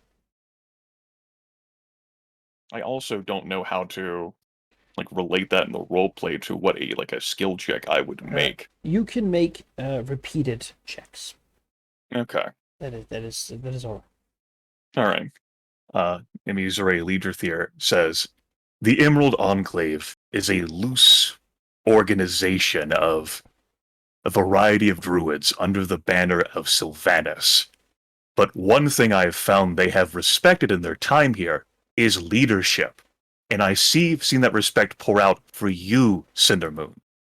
I sacrificed that hoard to get that ritual book and entrusted it with you. You have the knowledge therein. It was your actions, the accumulation of magic and power, that purged the blue flame from Starmantle. What has been done with that knowledge by you in that time? She gestures with the claw, because it was not teaching us of the despair and sorrow that dwells within you. Had I known you were so hopeless, right, how did you felt this way, perhaps my approach would have been different. But if you do not feel as if the ritual was proper to wield, then you should have informed me in advance, and I could have found another. Ooh, strikes deep. All right. Basically, like going to like, it's your fault. Mm-hmm. It's your fault the Enclave sucks. Yeah.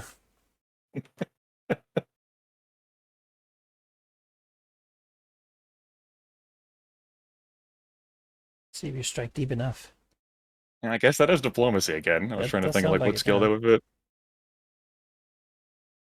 I feel like intimidate That's a diplomacy. 39. Really, I mean, diplomacy is you're literally, it's literally doing diplomacy, right? So, Mhm. And yes, that is also a success. The words do not fall on deaf ears. People are like, oh yeah, she does have the ritual. Why has she not used that?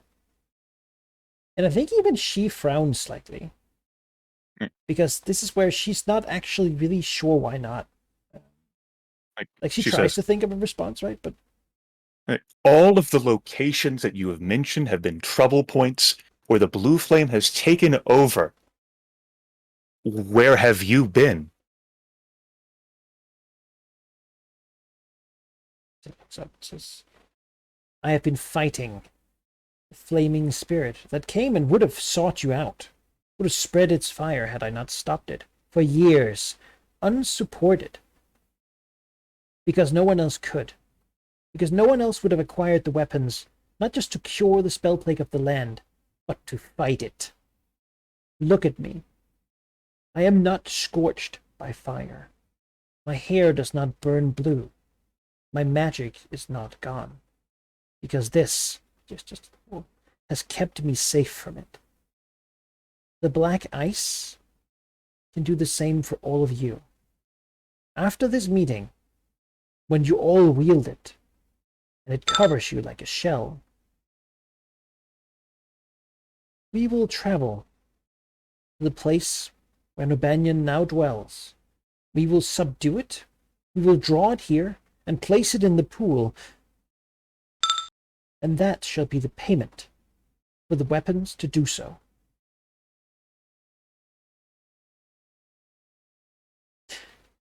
Where have I been? Where have I been? I have done something. Preparations for our future. Even now, we do not see it. Well, I suppose it is in the dark. She's also stopped making eye contact with the emissary. What the emissary said was like she expected backup, right? To some degree. That's not what she's had. The emissary clearly is a dragon with her own opinions, which is, that was not really what she got when she met the emissary the first time. Mm-hmm. The Malorites have succeeded. The waters blessed with his blood have come to the trees of this forest. The night has spread amongst us, and many of us have now felt her touch. Beyond that, on the coasts of many a cursed place, water rains down, and I have spoken with the Chosen, who declined to be with us today.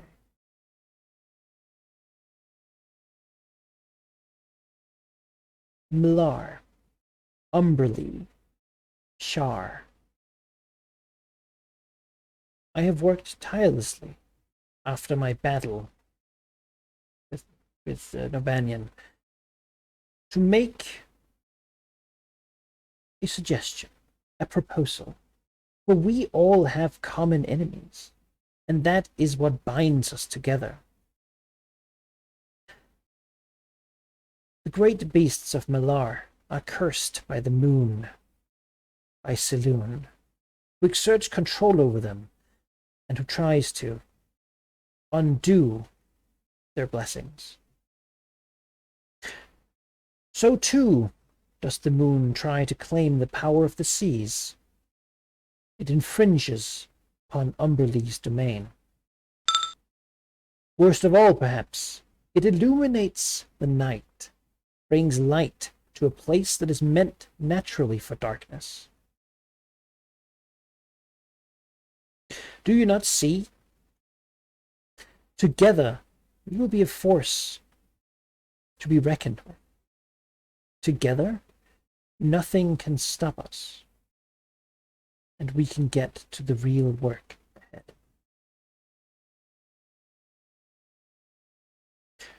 ahead. She's changing the topic, and she has indeed spoken to both Malorites, followers of Umberlee, and followers of Shar, who all sort of agree, you know what, the moon sucks. Let's destroy it or get rid of it. So at night, at least the night will be eternally black. And the tides will be gone, and werebeasts can be much more powerful than they are. It sounds great to all of them. She's changing the topic. She absolutely is. She was asked where she was. She was asked, and it seems that whatever condition she has does not really let her self-reflect a whole lot. Mm-hmm. Yeah, she's moved on. You hit a head of the nail, so to speak, and well, it seems like she has not been idle, certainly. Yeah. And it is true that such an alliance would, I mean, you can imagine it, right? Sembia and the fleet of Umberlee, and also the four. I mean, madness. Suddenly there would be a lot of trouble for anyone who's not them.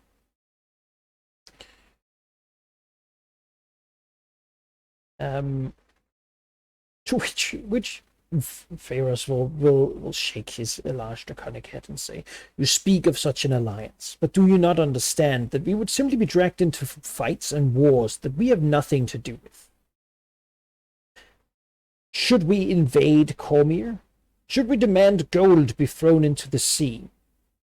Should our allies aid us, expecting nothing in return? Yes, perhaps the moon is of trouble to everyone, to all these forces, and yet it is a natural part of the world. It is something that we should protect, not something we should change. You yourself stated we are guardians, that we belong in the wilderness, not on the offensive." Harkening back to the really the stated goal of the Emerald Enclave, which was to protect what is natural, to really keep the status quo. not to begin editing things so they're more convenient for us or other people that we kind of sort of agree with a little bit in exchange for power. Yeah. Yeah. Emezer Legislature was pretty frightened by the aspect of like getting into a theological argument with Cindermoon, because that sounds terrifying to her. Mm-hmm. But a natural order status quo argument throwing Cindermoon's words back at her face, yeah, we can work with that. Whew. Emezer Legislature says, Malar teaches me that a struggle is what's best, and I look around and see that Malar is under the branches of Sylvanas, as are many others, and see that various aspects I otherwise disagree with are also a part of nature. The fight for dominancy and supremacy. What isn't in that is becoming beholden to another agency for despoiling and violating nature in the pursuit of that, and what would one call the inky blackness of despair, gestures with a claw, and the ice forming around these caverns, or the twisting of the trees themselves, or the shadow that looms over Symbia and until quite recently threatened Nafland as well. Unnatural. The violation of, like, what the hell is nature to you? Yeah. Yeah. Do that. Oh, because that's much easier than the whole religious argument. The dragon was deeply concerned there. That's a 30. I mean, yeah, that does it. Not not by a whole lot, but yeah, that does it. So yeah, people are nodding along. There seems to be some credence to that. What she's doing is pretty unnatural, which really, in sort of a way, brings her back to the center argument, right? Which is, then what do you propose? If you would have us give away the tools I have acquired us, the alliances I have made, which could make us strong enough to forever banish the spell plague, what would you do? For perhaps it is easy for you to say no to what I have done, but I have not yet heard your own plans. Which actually makes Veyros he seems uncomfortable at this. He does have a plan, but it does not appear to be a plan he really wants to tell Cindermoon about. He sort of, I think for a moment, waits that someone else might suggest something, because he doesn't really want to. And this is a chance for you, perhaps, to spare him having to. Oh no! Oh no! Green Dragon ain't stepping in front of this bullet. Yeah. As he waits a bit before bringing something to the table that he's not sure he should, but it seems pretty important to, like, this debate is really, it's quite important to him. This would be terrible if this went the other way.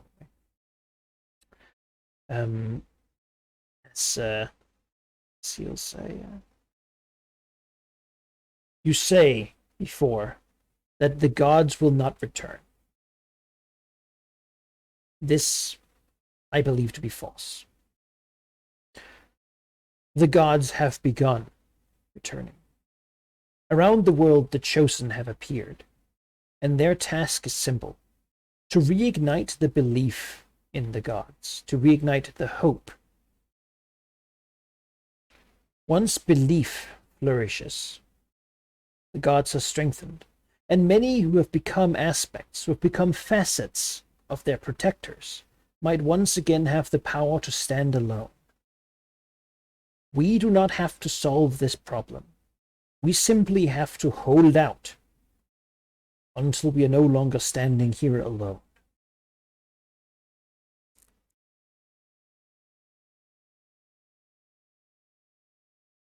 which prompts Cindermoon to retort.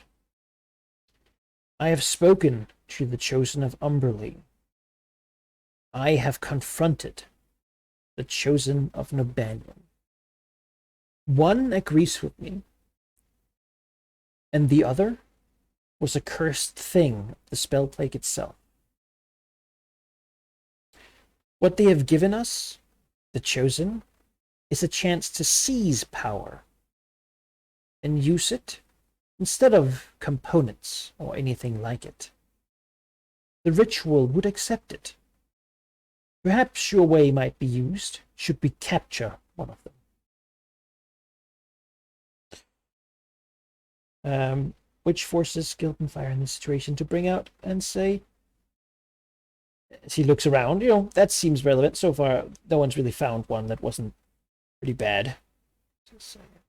There are others. They are young, but I have seen them. I have spoken to them. And soon more will walk the land. Soon, all this shadow might have an opponent. Someone who can bring as much light as you, Cindermoon, have brought darkness. He gets pretty confrontational at this point, which doesn't actually help his argument a whole lot. Most people are here to talk. I mean, a lot of people are passed out, really. But it sort of gets a little quiet, because this is an escalation. Cindermoon looks at him. It's a pretty direct threat situation. Do you have anything you want to interject? Let's see. Get in the middle between two epic tier characters, like going to. All right. I think Visory Leaders here is going to try her next best tactic, and that's going to be Jazz Hands. Distraction. If she can draw the crowd away from the fact that Gildenfire is trying to escalate this, that'll be great. And Visory Leaders are sort of peering around the bulk of the gold dragon, says, Cindermoon, your path, the tools you had accumulated, charged me with seeking out other chosen and bringing to you to sacrifice in rituals to purge the spellfire. Is that really the best choice? You accuse Gildenfire of not having a better solution?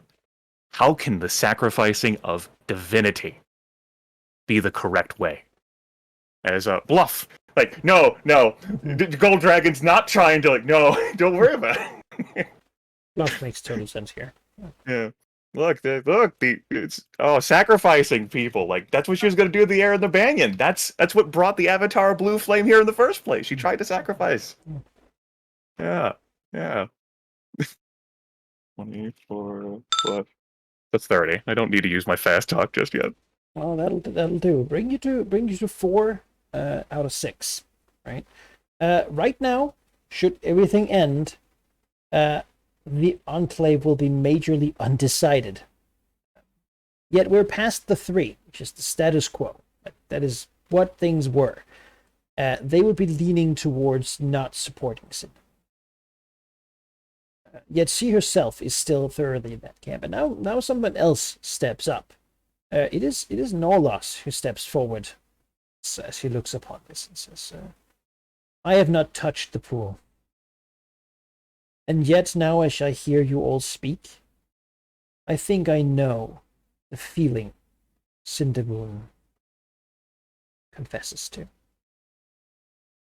I too have lost much. My order, my city, my people's homes. This forest was once our holy site, and now our good Lord is nothing but a cursed memory, some problem to be solved.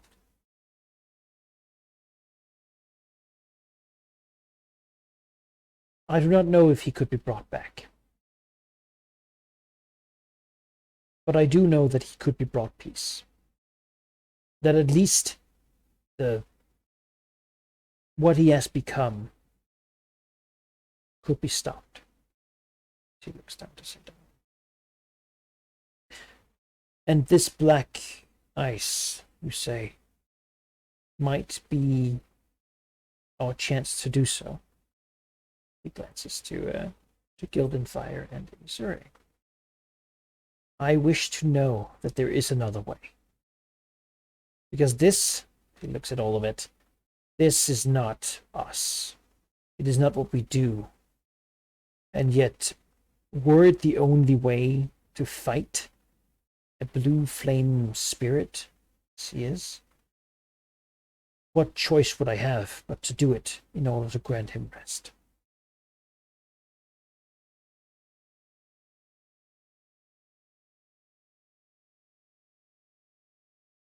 Hmm. Yeah. Yeah. As Gildenfire, again, he, at this point, like, he, the distraction here worked, right? Now if people are talking about something other than him basically telling Cindermoon that, yes, they're chosen, they're coming for you. Yeah. As he will look to Northia, because his current answer to that question is very much the same. As he will speak. I mean, he kind of has to. There are those coming whose light will banish even the blue flame. Of that I have no doubt. No gods support it. And sort of glances behind him to Emissary and says, and it is not as if the world itself is without defenders. This power we have seen arise, it is something new. Something that does not burn in spellfire. That refers to that psionic rituals are not affected by the spellfire. Perhaps it is there we should place our hope in the short term, only for others to rise up in the long. As he really kind of is throwing Missouri under the bus with that one. Mm-hmm. Surely we can rely upon psionics to defend us from these things until the gods are ready to solve it. Mm-hmm. Is his argument, which really brings a lot of eyes on this. This is not one you can avoid. Some answer will be required. On this, I guess you can bluff, maybe, to dodge it, but... Oh no, she's completely feeding Gildenfire the loss here. Mm-hmm. There's no way she's giving an answer to this one. All right, everyone looks at her. Missouri Leaders here, like, looks at Gildenfire, and, like, looks at, like Summer's Paw, and, like, looks back at Gildenfire, and says, I've slain Aboleths. I've slain horrid abominations beneath the depths before I even came here to the Gulfmere Forest.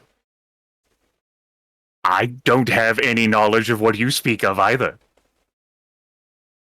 If you have some greater understanding in my role, I'd like to hear that too. Yes, her path here is no effort wasted. What the fuck are you doing? Yeah, as Summer's Paw looks to Cindermoon, who smiles at that response. At least the petulant dragon is not working with Gildenfire either. At least not completely. She'll say, I give you away. That I can promise you. If we all work together, we can solve this tomorrow. Not in years to come. Not relying upon the goodwill of others. But now.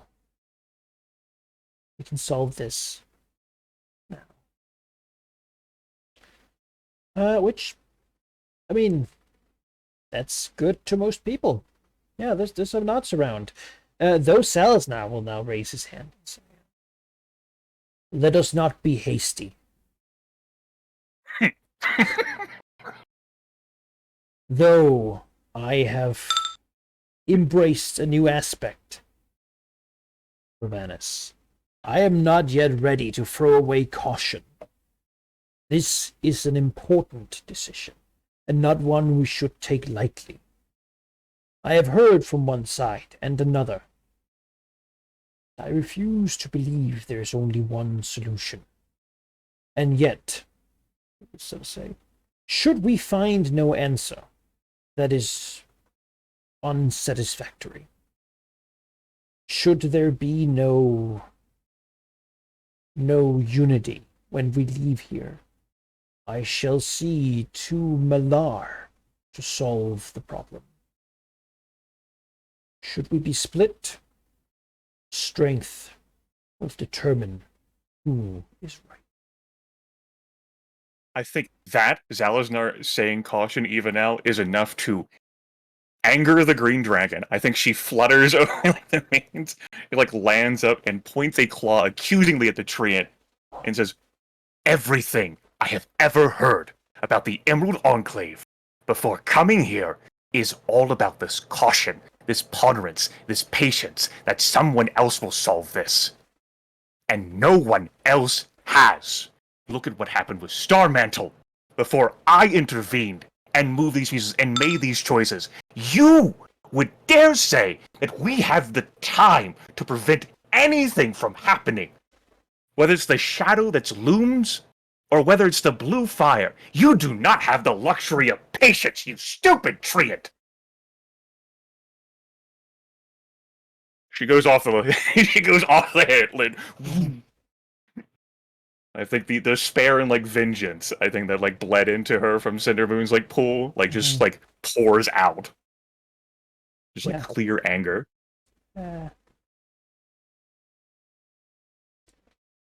You know, I feel like this is not part of the skill challenge, really, but you're trying to No. you're shutting him up. Like, Yeah. give me some sort of check. I want to see how he like.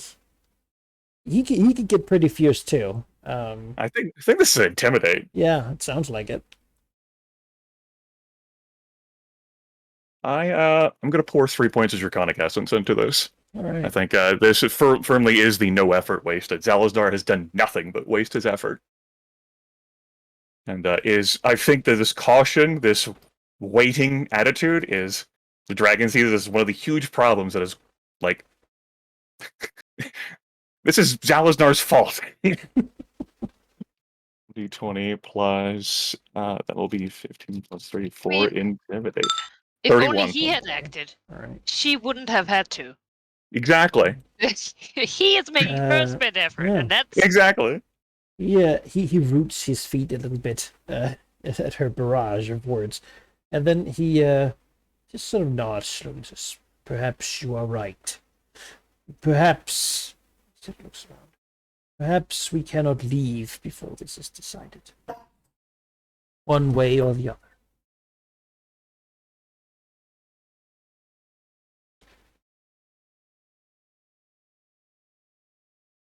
As eyes go back, the Golden Fire and Cindermoon.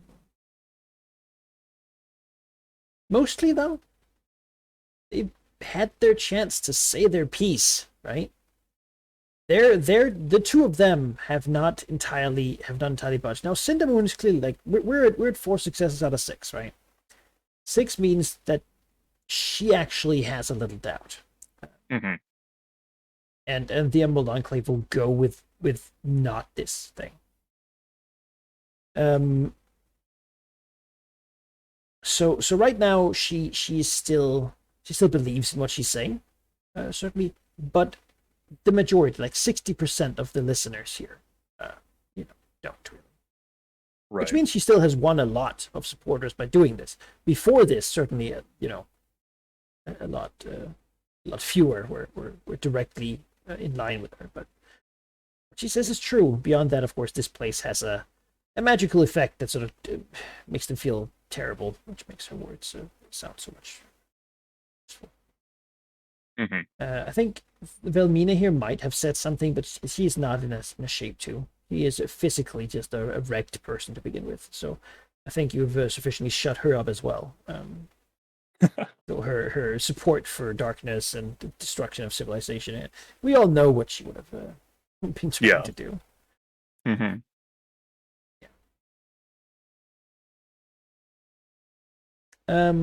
Yeah. Do you have something else you wanna do to try to shift the balance? There's a moment of silence here, as I mean, you've just yelled at Salisnar, and he's accepted it.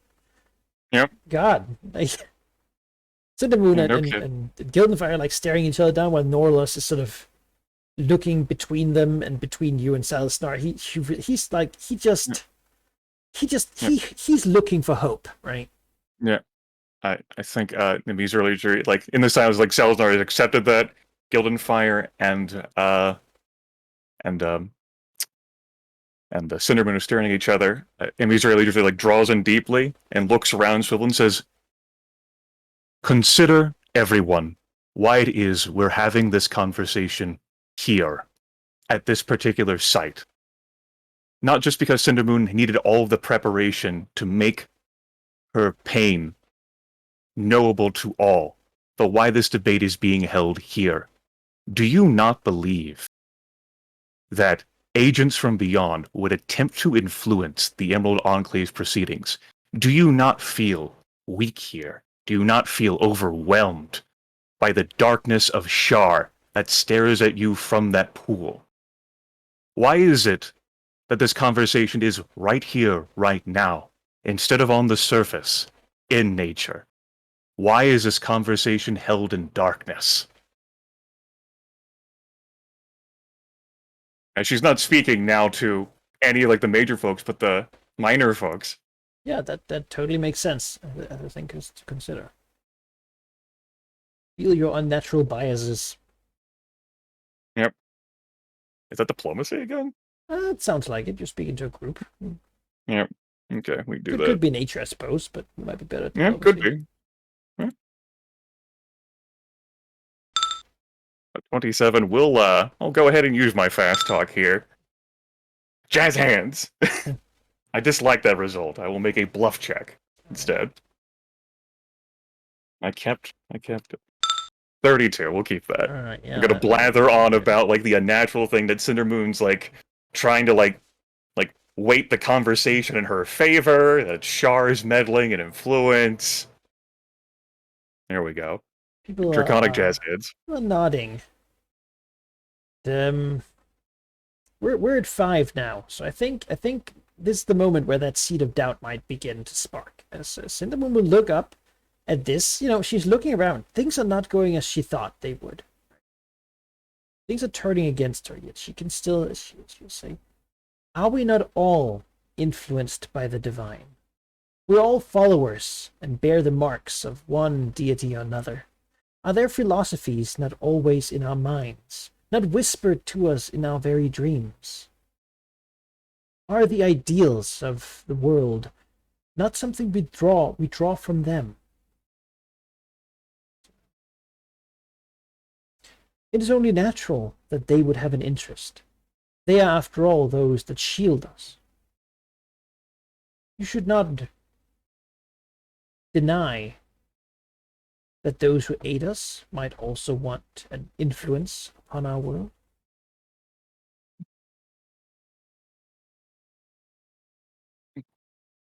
I think Ibby's early just like pokes her head up above, like raises her head up and looks at it Cindermoon and says, "I did not believe I would ever in my lifetime have to explain divinity to you, Cindermoon. How the Emerald Enclave, in service of nature, under the branches of Sylvanas, would clash with that of Shar. Yes, the gods do speak with us.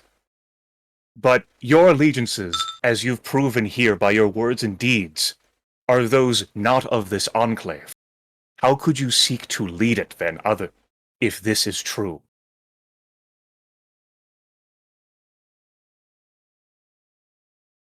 Sounds like diplomacy.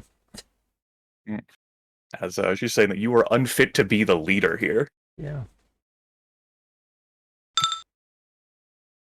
Yeah, it's basically like it's also like half grounded in like a theological argument, which the Yeah, dragon yeah. is really uncomfortable with getting into. Which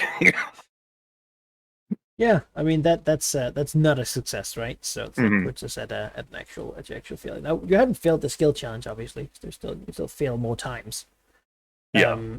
But her reaction to that will be to, I think, rise up a bit here, levitating a bit higher, and hold out her arms, which begin to grow and covered in this black ice. She sort of looks down at Imisuri and say, "You say I'm not fit, yet I believe also you say the strong should lead, because you cannot stop us." She glances around. "It is also natural that I should continue, for I am wiser and older than most of you here." So I slightly advance the Elder Gold Dragon. I have led this for years. And to hear words of insurrection spoken now, at a moment when I most need your support, after all the services I have done you, this doubt belongs elsewhere. But who are you? And I think he speaks directly to Imisuri now, because honestly, she feels a bit betrayed. There was a whole switcheroo going on here about who Imisuri's allegiance is with, right? Imisuri has been her, like, she entrusted Imisuri to be her voice. And now Imisuri is saying things that are very different from what she might have imagined. This is what happens when you're not paying attention. Yeah. She'll say, "You are nothing. You have been a member." And I suppose maybe that's her mistake, acknowledging that. For but a couple of decades. Why do you even speak, Imisuri?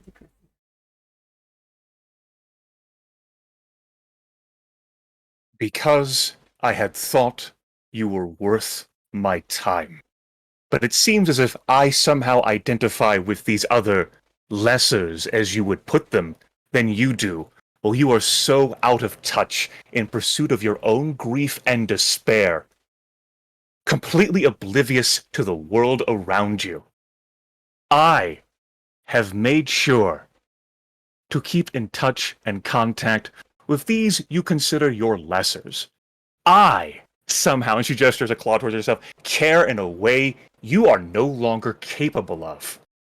I did not know that the Emerald Enclave was to be ruled by some sort of tyrant, as you now suggest by your powers that it should be.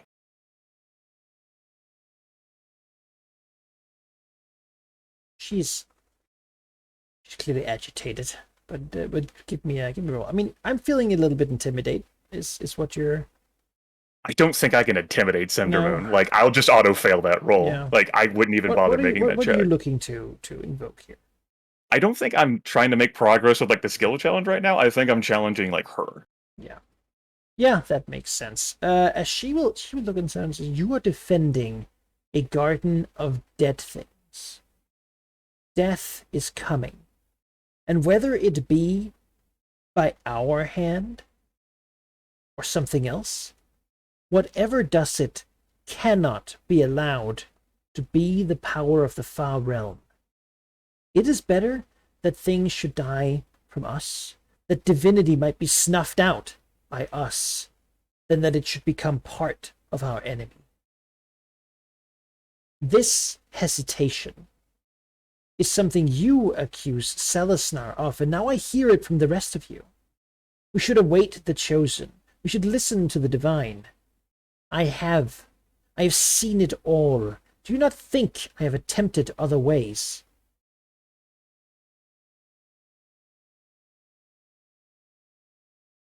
There is no such thing as this garden of dead things you describe.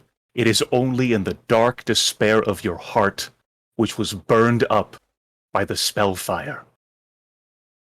You only see bleakness and hate, as I felt when I touched your pool, because that is all that is there left within you. And you don't want there to be hope, because it will mean that you have lost more than you yourself realize. You cannot imagine a world that can move on without your hate, Cindermoon.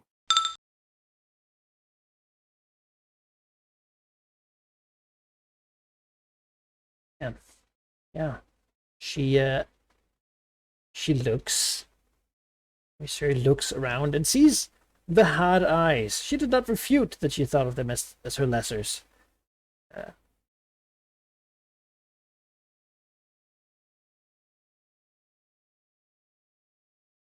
I think she, her sort of eyes grow a bit harder even. She looks at them. She says, I suppose I even made the mistake of hoping that you all would see it when I showed it to you. Elite Red Rose says, I saw it. And what I felt is that you are alien to me, unfathomable, your emotions ineffable. But that you would consider all of us to be spent as your resources in the pursuit of your hate is unacceptable. Yeah. She strikes the main point, right? Yeah. Like, it has been revealed by Cindermoon that we're all just tools for her hate. Yeah, pretty much. Pretty much. And- Oh, that's what that is. Do you want to try to make an insight roll? Seems like that's I think so. the Yeah. way you're going here with a bit of psychoanalysis. That pretty spot on, actually. Attempting to understand Cindermoon. Or maybe the crowd in general. That is a Yeah. natural one. I got a 19. Yeah, that is a failure. But she turns still. Because with what's being said here, I mean, still got an attempt left, though I think you have actually achieved instilling this doubt. Said pretty much truths.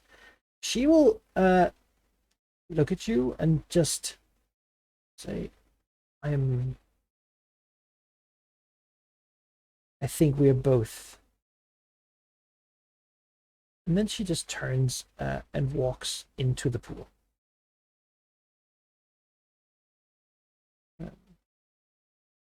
Allowing herself to basically walk it, like down and through it into whatever lies beyond. Because she cannot really stay. Yep, neither can the dragon. At least this one. Wizard sees that and accepts that and just leaves. Yeah. Doesn't want to have a conversation with anyone else right here. This is a terrible place to have a conversation. Oh, yeah. She books it. She's out of this cave. She just like pushes herself past, She phases through. Like, Yeah.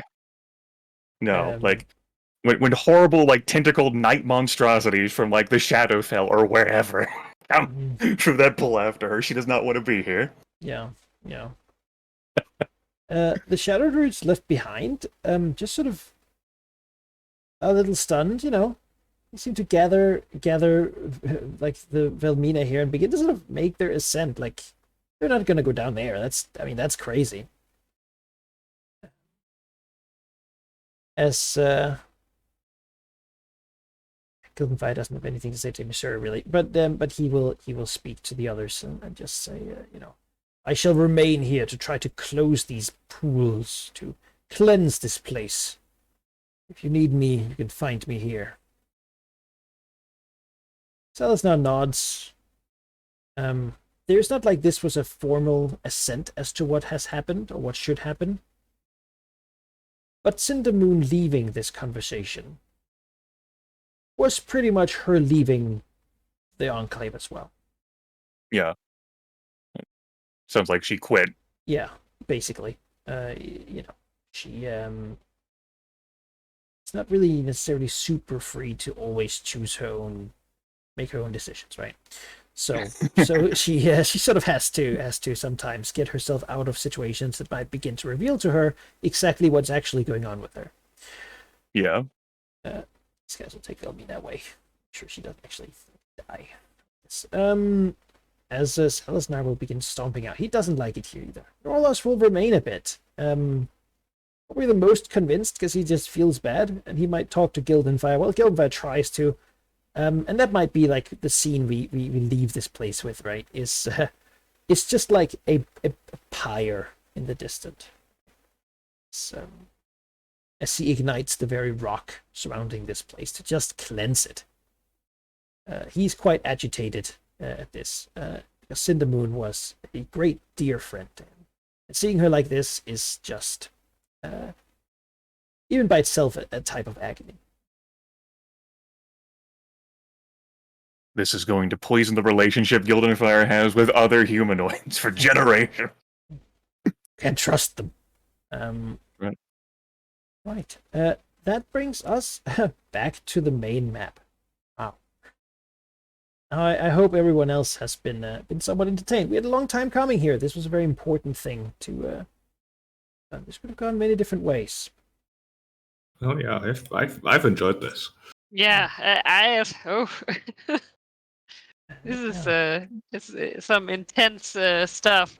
There's probably some intricacies of it that were not entirely clear. Of course, I work with perfect knowledge. Well, if something is hard to understand, or maybe some knowledge is behind some skill checks or something else. But yeah, a lot was at stake, and it is in a way worked out. Cindermoon is not here, and well, perhaps the Enclave is finally not divided, really. At least not nearly as much. Same lines. Here. Yeah. If yeah, well done. I was very curious to see how this would go. Oh, well done, That's Grimace. good Your done. ice in your stomach, like that is that is some intense shit. Nice. Oh, Much like my character, I had to apply myself when I. oh no. Just, casually, like, making enemies of, like, epic tier characters, like, betraying them at, like, their moment of, like, weakness when they think they're on the side. That's totally what a green dragon would do. I feel as if I fully embody what a green dragon would do. Yeah. Yeah. Fully win someone right there even by touching the pool first up until the very moment of where it will hurt the most. So nervous. But it was I all was, truth. Just to put that out there, I was really nervous that you would just die. It's like, I this hope is- that doesn't happen. Cool. God, this is what happens whenever you design something that can kill someone. Hey man, I'm working from a framework here, so there are things that are blame it on bad, the- and those things are generally epic tier, particularly to not epic tier people. They're very bad. Yeah. So, Absolutely.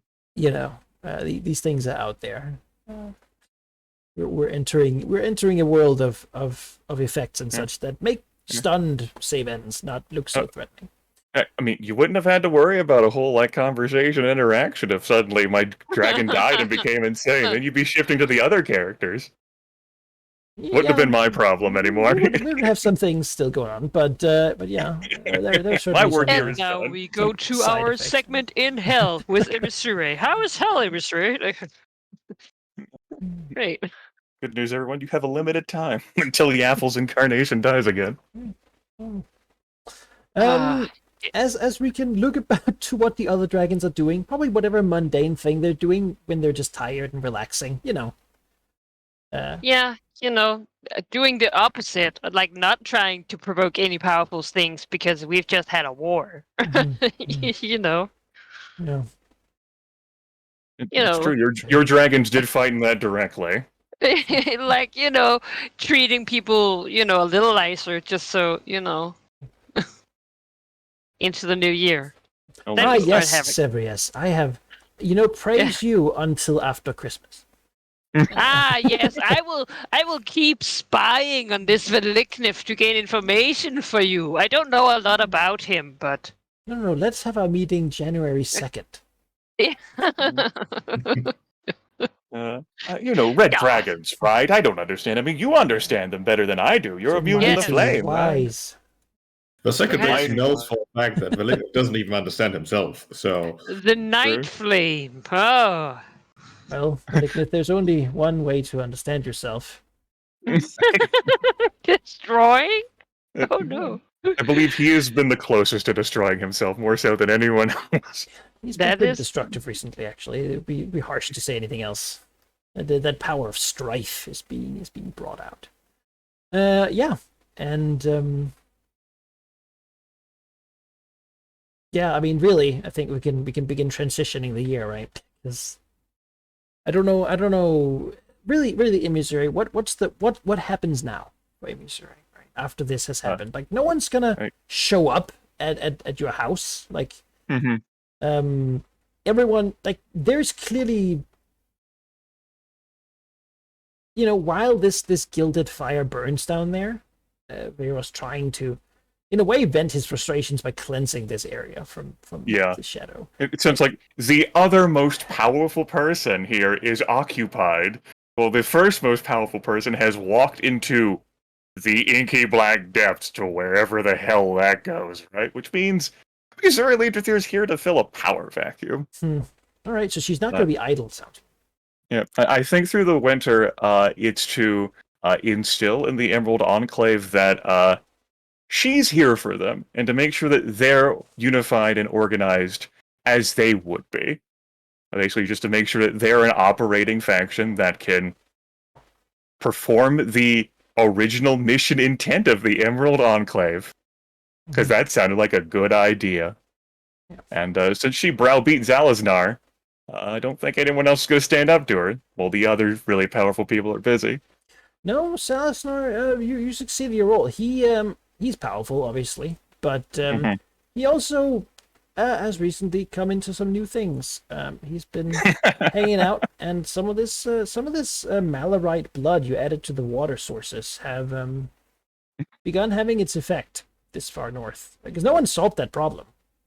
Nathan tried, but it sort of had other things to deal with. So that has There's been... adventurers out here. Yeah, I mean, they wish. That has been happening all this time, and it has begun getting to the point where the whole sort of along this, situation, this water is beginning to be affected, including him, and many other plants and such. The forest has become a dangerous place to be. Wonderful, It falls under her as the most powerful local representative of Malar to organize people to have a vested interest in nature. And he does agree right now that things need to be done. He's not really great at getting things done, though, so... Yeah. And I think, I mean, it's going to take a little bit, right? There's some sovereignty and whatnot, but I think it's time that, I mean, you're acting here to organize as one of the leaders of the Emerald Enclave. Absolutely. Is it time that we use the Verdant Eclipse into them? Yeah. Yeah. I think you had asked me about this several sessions ago, and I was divided about whether to have them as two separate factions, but I think with how this interaction ended, with Cindermoon walking into the inky black depths and Gildenfire in his own rage and frustrations, and Zalaznar feeling Malorite, I think integrating them is appropriate.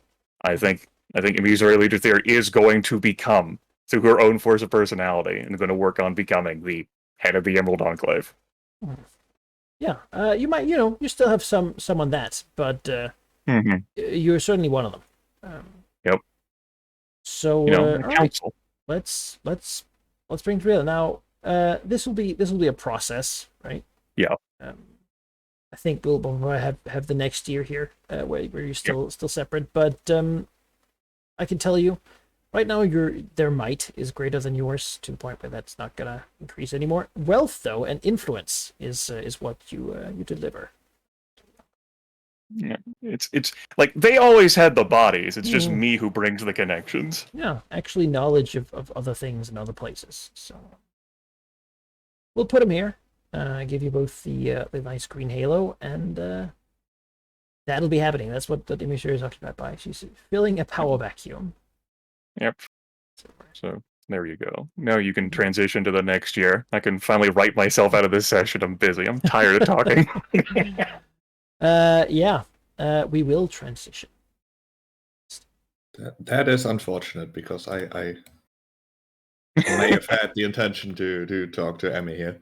Oh no, go ahead. Perfectly. You can go for it. Just there's a lot of big deal interactions. So if you have smaller deal interactions, I'm willing to accept those. I mean, when does Willingness ever do something small?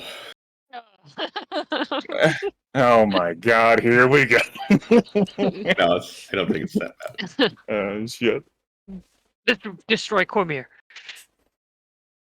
It's Is his Um, time through the Sending Stone then?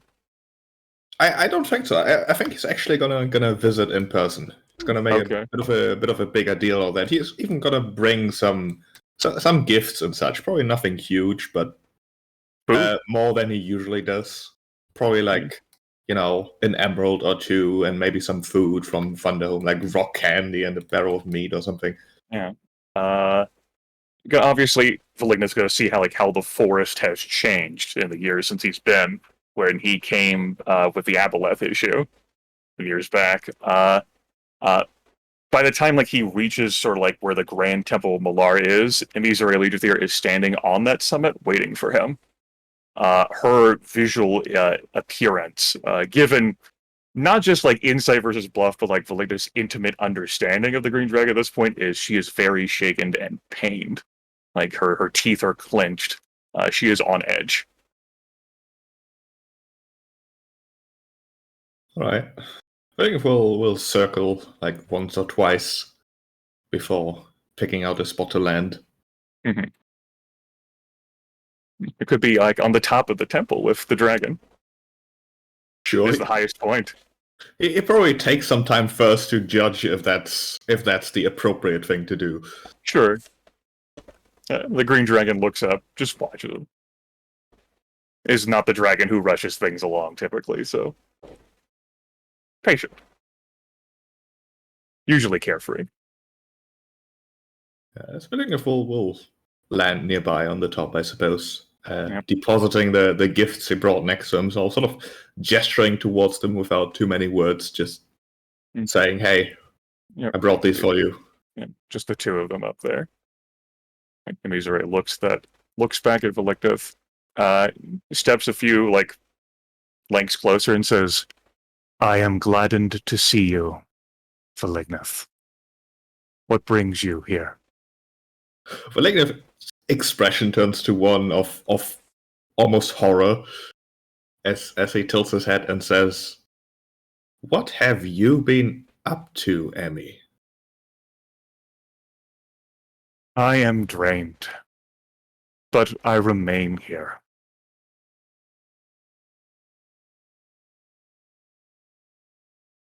Drained by whom? Not a side effect of the ritual, is it? No. Affairs and events within the Gulfmere. I have won and resolved. I will only improve from here. A consequence of moving out as far as I have from the Giants Run Mountains. Valignant hesitates a bit before he sort of bobs his head in acknowledgement as he says, "Things were complicated then. I would have expected that, perhaps naively, that the affairs in a forest aren't too difficult, especially considering what I know about your faith." The dragon flashes her teeth, but it is a facsimile, a pretend grin. It's just the fatigue weighs on her. It's similar to the ritual's effects, but it's different. It says, "Yes, well, I do like to push my concerns and problems onto others, but there are some things I cannot avoid. Nevertheless, I have resolved it, and I am fit to speak with you now. What brings you here?" Have you resolved it permanently?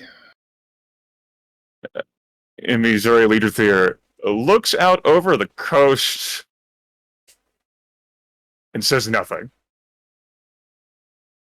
I think Valignant gets it. He's pretty good at reading people, Emmy in particular. As he pauses and says, "It appears my timing is quite awful then. I originally had perhaps your current problem as the exact topic of my visit. Although perhaps just tangentially and nothing concretely terrible quite yet. Dragon looks. Emisraeli looks back at Velignus and restates softly, "What brings you here?" I've recently been visited by Severius. I believe you've heard the name, at least in passing. Yes, you and Versicatrix made mention of him in relation to the Black Dragons visiting you at the start of. She like squints, like obviously like something that is just not in like her current train of thought. Yes, what of him? Black Dragon older than us. Oh, massively so. He is a dragon of both age, power, and some cunning, although, quite frankly, he didn't seem to be the brightest of dragons I've met. Definitely the most powerful, however. He visited you at the Fane. He did. He originally sent a message and asked to meet in a neutral location about something he wanted to discuss. I refused and directed him to the Fane instead. He was forced to behold the magnificence you have erected for Tiamat, then, as well as your. She sort of like gestures to like the halo effect that dragons can see when they behold Velignus. I didn't phrase it exactly like that, nor was it exactly my intention, but yes, I simply assumed that it would be best for my health if I met him in a place where my influence is clearly visible. All right, go on. To cut a long discussion short, he is starting to move against Cormyr and wants me to move against Cormyr at the same time, attacking their possessions on the Dragon Coast. He, of course, phrased it as if I were to do exactly as he says, he will train me in the ways of being a big, mean dragon, I suppose, by giving me chores and all that. I mostly refused his offers. You will follow his suggestion, though, in part because it stays any aggression from him towards you, but also because it fits your own interests, that against Cormyr. Does fit my interests, however. Well, he is moving against Cormyr and not the Shadows. I strongly assume that he has some sort of, well, at the least tolerance, if not alliance, with what is happening to the north. And I find myself at a bit of a crossroads where I might be helping said shadow by my actions. Indirectly, of course. I would, you're correct, be accomplishing a goal of mine. However, it is unclear whether the end result would be empowering the correct thing. Dragon inhales. Missouri says, "I have fought against the nature and machinations of Shar down here within the Gulfmere and within the neighboring nation of Naflek. Like, your actions against Tazir, I do not believe would directly influence that conflict. My limited understanding of what's happening over there suggests that Cormyr has assembled a force of some kind to directly combat the Shadow. I do not believe it would be spared their attention or time because of your actions against Tazir. I believe they would continue that fight. If you were to then cross the body of water and strike Cormyr directly instead of Tazir, that would.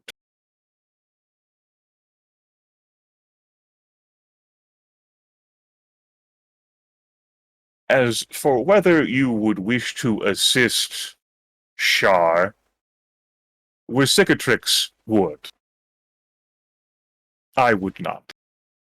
As thus you are between the dragons you work alongside. I assumed as much. I just wanted to hear your opinion. I suppose. I would say that you would to do as you would and remove or handle Tazir in whatever fashion you desire. But do not cross the water. There are other problems that you have made me aware of in these years that afflict us closer to home. And besides, you could let this Severius demonstrate the full weight of his power and apply himself if he wishes to handle the rest.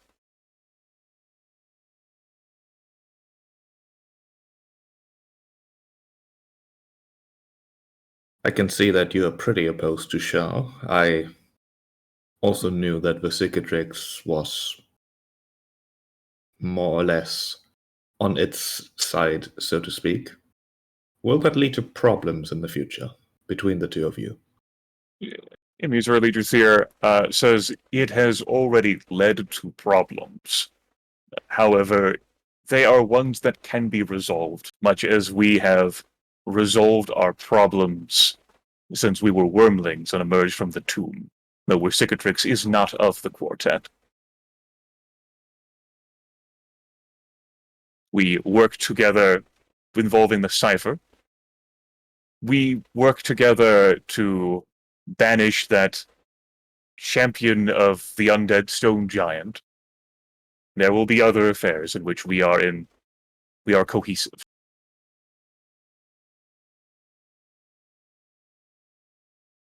Lignov nods, although looks skeptical, glancing over to the shadow to the north, then to the south over the forest.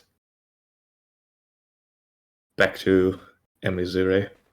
She says, "Thank you, I think I have a better picture. However, how do I phrase this without... Let me think for a moment. You always accuse me of acting rashly, and I don't want to do it here." A tired Emmy's early just says, "We were raised by Basarek, you and I, and we are the only two of those four.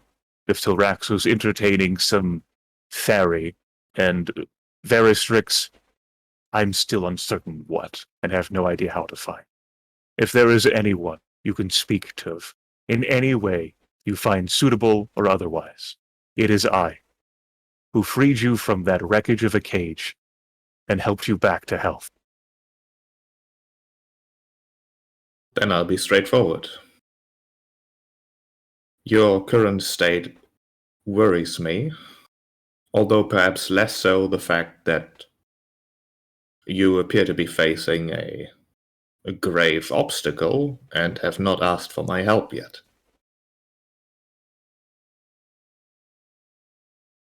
The obstacle I faced was partly of Shar make. It is also an obstacle which your talents and skills, though they are many, could not have directly assisted me with, for I did so without violence. My work here is also going to be, in the near future, without violence, as I resolve some wavering loyalties and work nature into something that can both protect itself and fight back against the encroaching spellfire and the darkness. Should there be any problem which occurs that would call for your talents and skills, I would have you by my side, and I will request for you then, for I know you will be there, and that I can count upon you, because I must. Because we are in this together, you and I, and there could be no other alternative.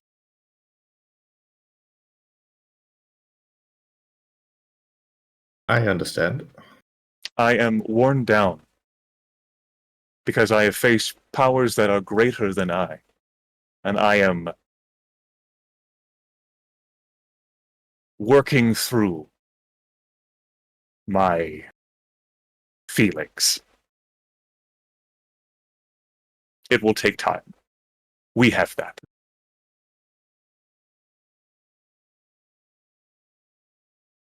I'll leave you to it then. I never intended a long visit. Malignus, you are as welcome here as I am at the fane you erected, and your personal lair otherwise. We must be united so, no matter if I may protest it occasionally. We are the only two left. Malignus shakes his head at that slightly, as he says, "We might be the only two of the four who were raised by Bassarak, but we are not just the two of us. We are, well, connected by the circumstance of our upbringing, but not the only ones connected by, well, other things, for sure. I'm working towards something where it will never just be the two of us, or even the three of us with Versicatrix, or even the four of us with Zephiston, but a large enough force that there will never be any other future obstacle that will exhaust you as it has today. For we'll have solved all of them and can go back to more simple things, just as, for example, squabbling amongst each others, which is far more enjoyable, I think. And Miserere just here, sort of like extends her bulk entirely and places a claw, like down, like in front of Malignus. Looking at him, she says, "Your idealism and hope gives me comfort.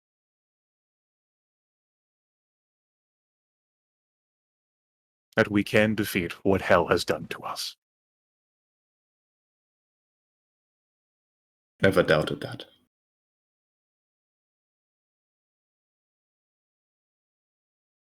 Well, rest well, I suppose. You know how to contact me. I do, and worry you not. If there is anything in this realm I excel at, it is resting. Flickness nods wisely. He knows. He has seen it. He believes. Yes, seen it. The great rest of the dragon. As Malignus, like flies away. I think since she's not visible to any of her other minions, her body just like kind of like slumps against the altar of Malar. Then we'll take flight again. He's not one for small talk or picnics. Got places to be. That's right. I know a beholder. I do to see if I want a picnic. Because then on the way back, Valinga's gonna visit another dragon, which is gonna be Versicatrix. It's on the way. Why not? Though he does have a purpose.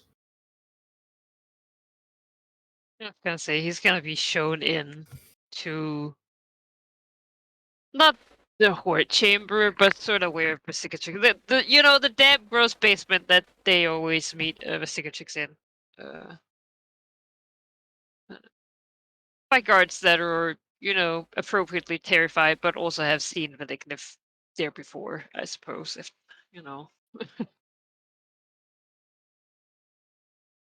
Valinga will, slowly lift her head up from the, gross slimy water that is, ankle high. Yes, Malignif. Valinga will glance to whatever minions of Versicatrix might be around, and gesture perhaps a slight growl towards them, signifying that he wants some privacy here. Before he says to Versicatrix, "How well do you know Severius? Or more importantly, what is his opinion of you exactly?"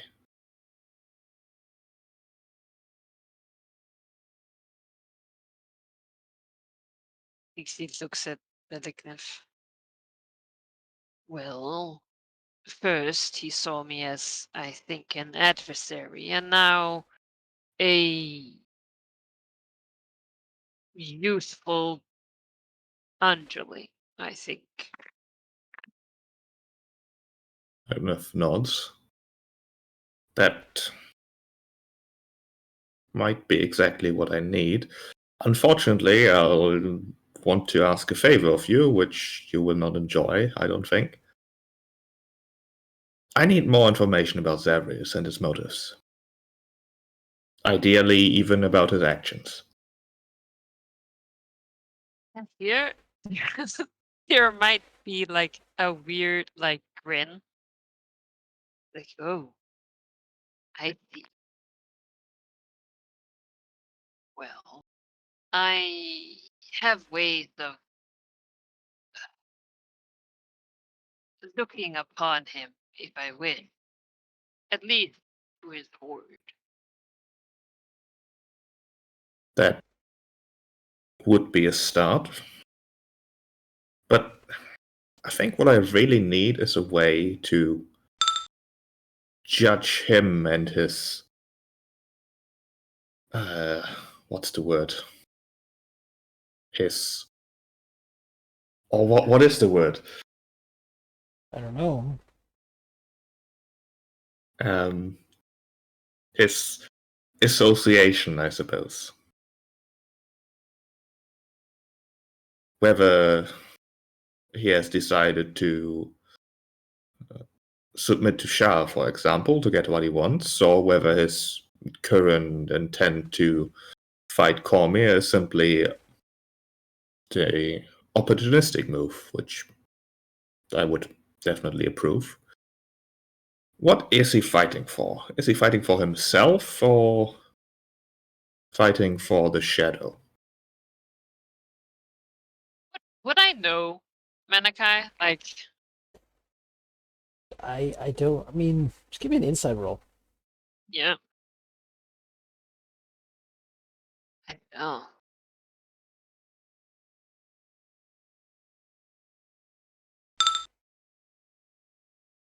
You you have some idea. Mm, You didn't pass his DC, but Wait. Let me look here. Because my background from the Dragon Coast, because we're all horrible liars and schemers in the League of Dragons, I can re-roll an insight check, okay, and I will do that. sure. Okay, you need one higher. So It is a gamble, but you know, nope. you've tried to think of him, but you think of his motives as he's just pretty much arrogant. It's hard to think that he would serve someone else. On the other hand, he's also probably, I mean, a coward, which means that, I mean, yeah, I suppose you don't have a clear answer. Yeah, I think she's just gonna go to her like general knowledge of black, like you know. Let's look to Valignus. Say like, I could think that both could be true at the same time.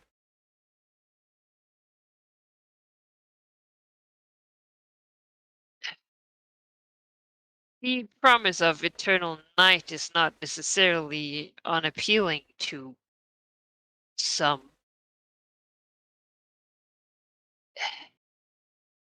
I do not know whether he has that allegiance, however.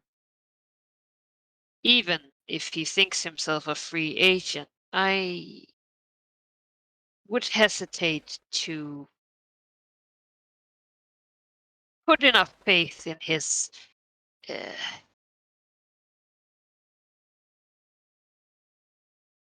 he might be manipulated by gift, or well, I don't know how he obtained the other element, or she waves the club, whatever it is he says. But well, I just know that he took my gift greedily and without question.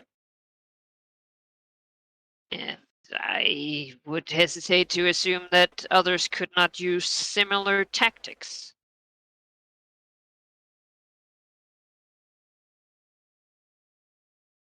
If it was a good gift, of course.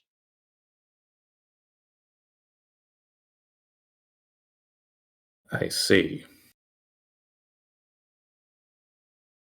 I am not going to spend time there, Veliknev. If you want a spy, you can talk with some of the underlings that he sent to you. There's a reason I do not stay there, or even did before everything else happened.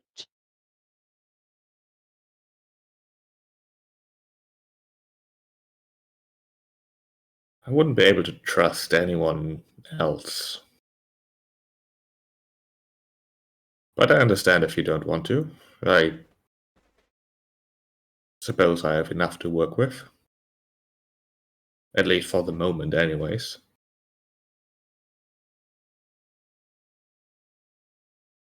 Also, in case it was not clear, I do not intend to aid his cause at all.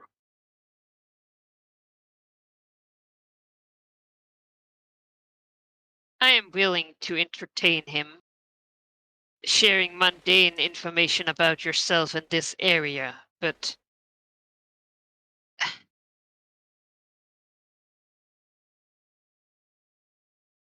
I don't care for his climb to power. Unless you call upon me to strike him. Well,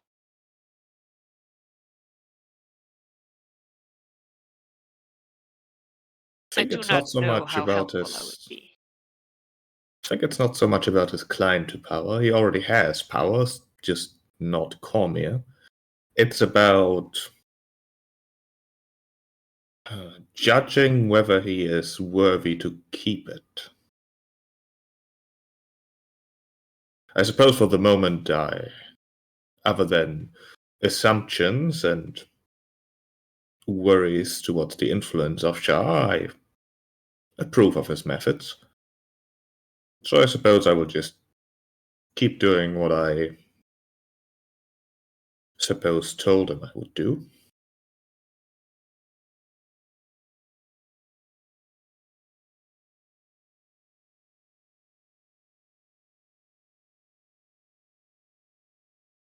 Suppose I will.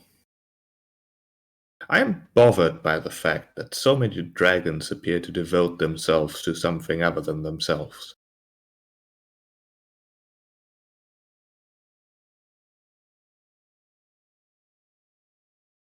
What are you speaking of?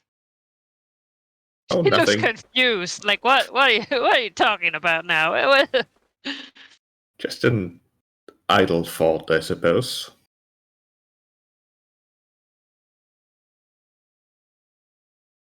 If you're working for the interests of someone or something else, you're not exactly working for your own interests, are you? You're just coincidentally aligning what you want with someone else rather than working towards what you actually want.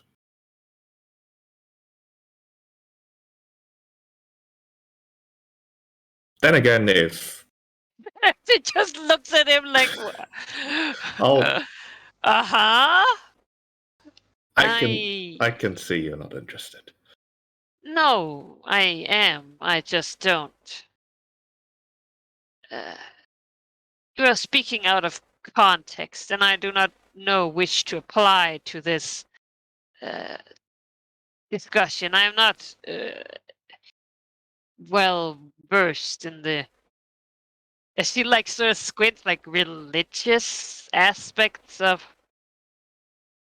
I mean, of course, I prefer the queen. Of course, Perhaps as we all do. to summarize, the Queen has 5 heads. I, however, am just one, and I have yet to see any candidate who I would consider worthy of the other 4 positions. Well, was there not some those followers of those renegades were talking about? Some other person was at the temple of Ogma, right? Some translator talking about a dragon.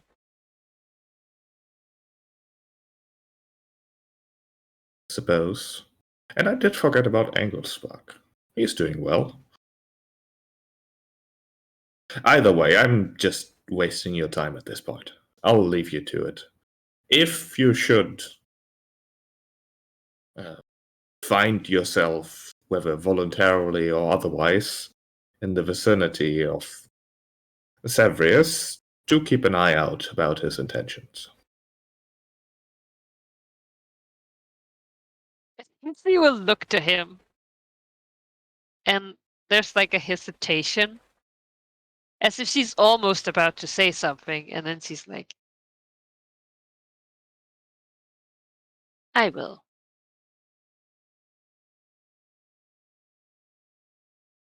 There's like a weird, like she's not very, like she like has a good insight. There's like a weird gleam in her eyes.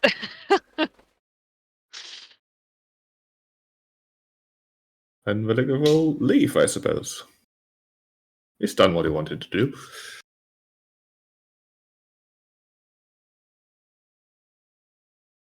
All right, we can certainly go home. We can get ambushed on the way or anything. Yes, those trees have grown, 20 meters tall, and hungry for blood. Yeah. You've been waylaid by enemies and must defend yourself. 4 flying wolves. A random encounter. Your party before venturing for. They're not together right now. When he comes back, though, he'll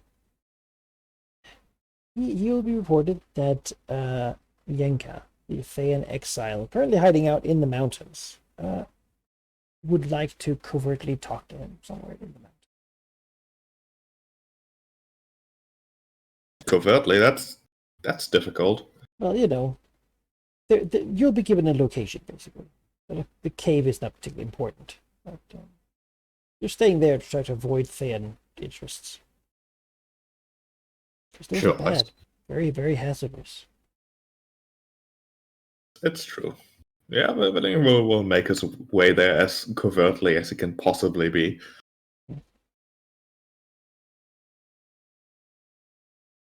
To see what she wants. Yeah. I mean, clearly your clothes are magically being repaired, and, otherwise they would certainly have been ruined by now. We've spent this long time in desert. Mountains. We'll be blunt here.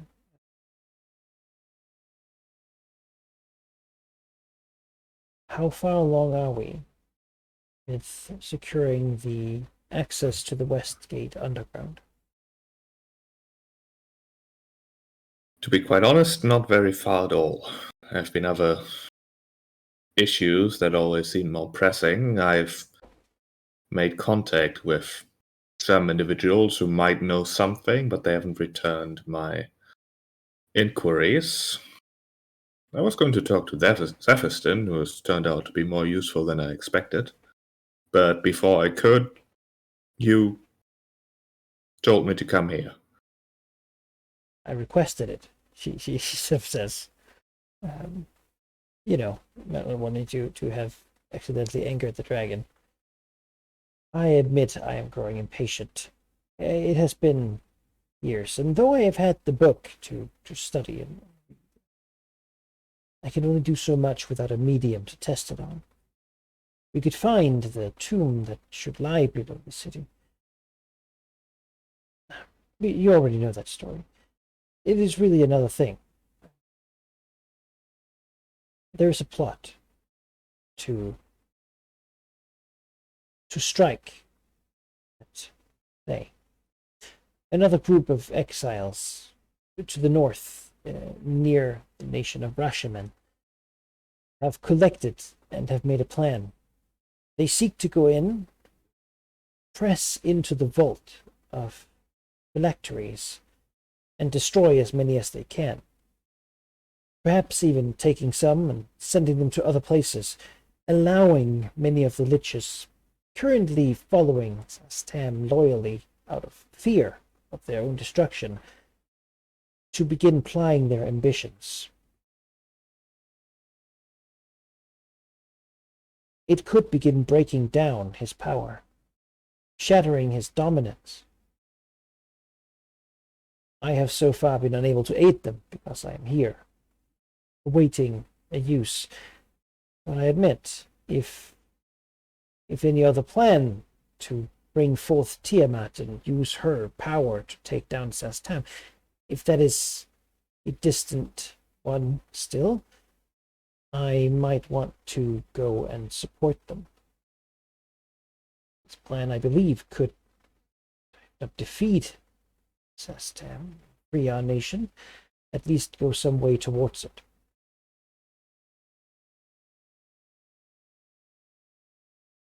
The plan is not distant. It's foremost on my mind. It's what I'll do next, I suppose. I need you here.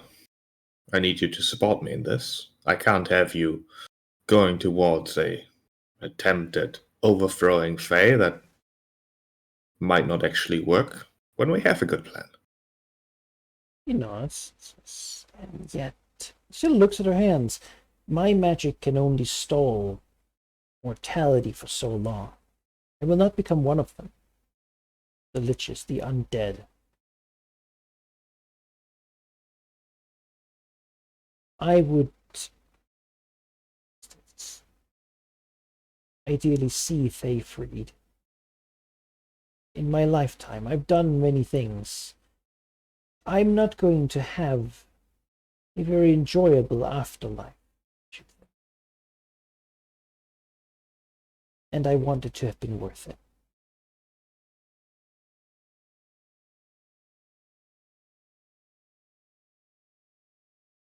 Of course, Babe. if you need me here, I will stay, but it is an opportunity to do something, to hurt them, to weaken them, and if nothing else, to distract them from other plans.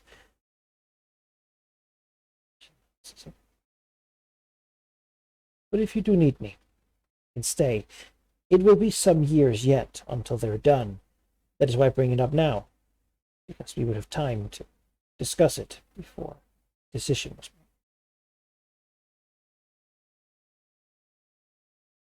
made. I've made a decision already.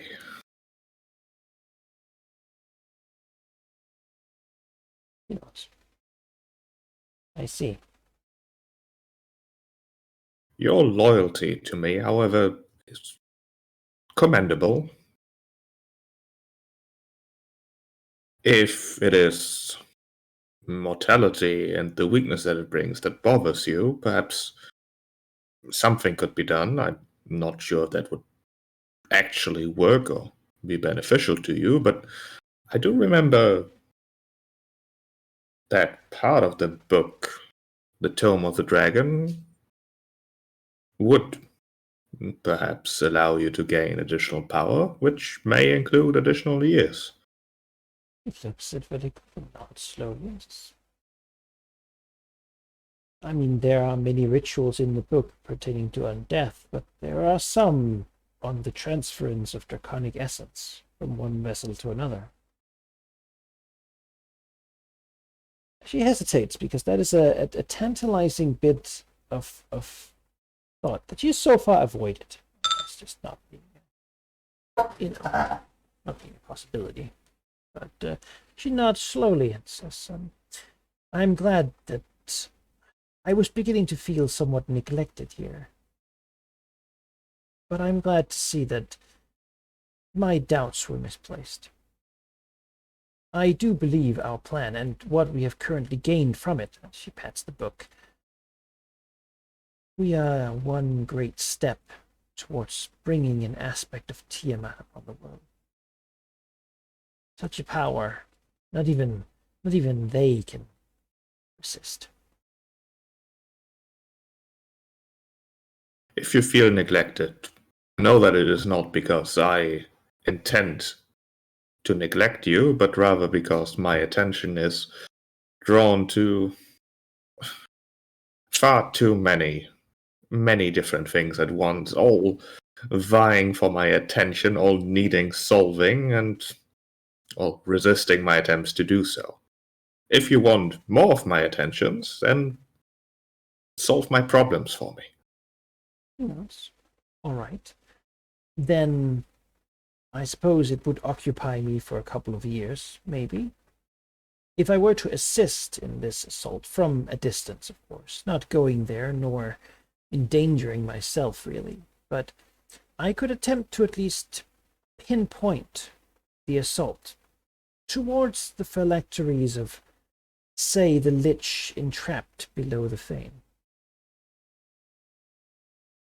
That would solve a problem. If that is destroyed, so could he be. Now it's somewhat of a unique situation. If they fail, then I suppose we would lose little, though I do hope they succeed, at least somewhat. There's a great power behind it. Some Solkirs found ways to extend their life with the hope that they could one day act again. She sort of remembers, why some of them originally came here. And then she sort of... If you could spare me for that time, I could try to move it in that direction. And perhaps when that is done, and I am ready to serve once more, we can... Maybe then we will be ready to... for me to descend into the depths of Westland.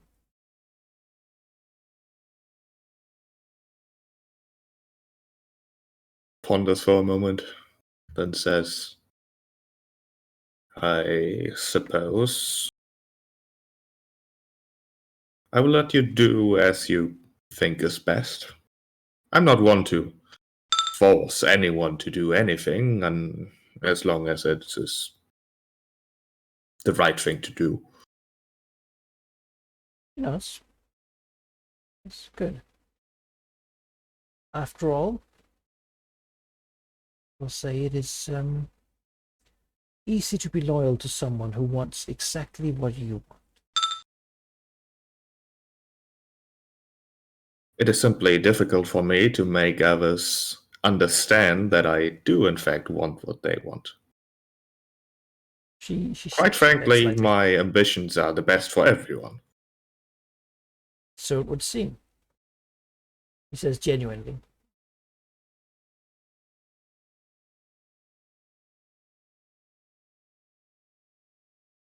I'll begin working on it from a distance then. If you do need me or any advice from me, I will be found here or in one of the other several hideouts. I understand that there are more Thayans here now than there have ever been. And I do not have the imagination to think of what they would do should they capture me alive.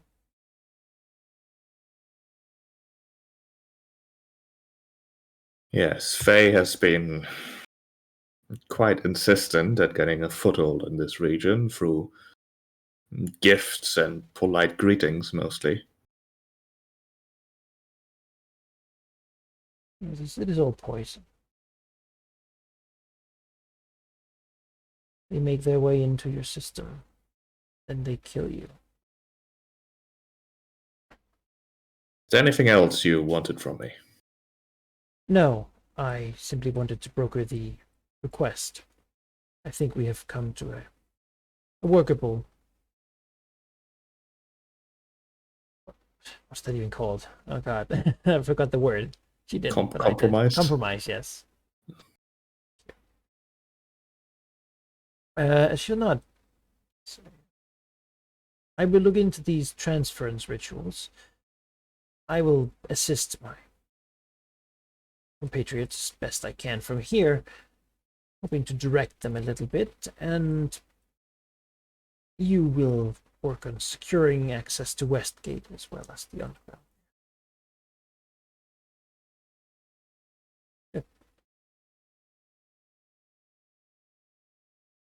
Right. And Malignant will go back. You certainly can. I want what is best for all things. Spoken like a dragon, right?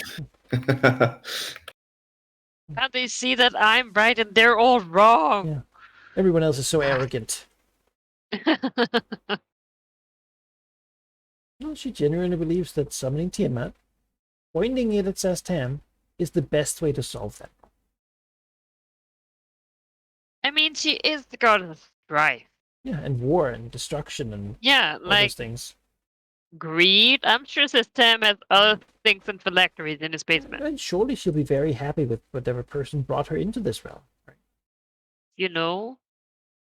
Well, I mean, hopefully. Yeah, that's the idea. Dragons can be very gracious. Uh-huh. Yeah. Is there anything else? Anyone else you want to talk to, or Yes, but Ari, do you have anything you want to do? I'm good for now. I'm absorbing information. All right. I, for one, then want to do two things. I don't know how elaborate this needs to be, but Zefson has been here to defend the Fane from, things that no longer exist. I underestimated his position and his knowledge about Westgate. Valiant wants to task him with figuring out where the hell that tomb is, because the last person he tasked to do it never responded. Speaking out of character, maybe the adventurers who seized all that knowledge know about it. So Zethuston, you can sick Zethuston on them. Yeah. Just figure it out. I don't care how. There's your fucking adventure path right there. yeah, no, don't care how. Sure, that gives him completely free. All right. Yeah, and not to be dismissive with that. It's basically if he needs resources, that's fine. Valignant will supply them. If he needs anything, just ask. Just get it done. Valignant will support it. He will quickly get back then and say he needs the night masks. Wonderful. What do the night masks need? So that you can use them. But Cicatrix's word. This is getting complicated. Just Because that's,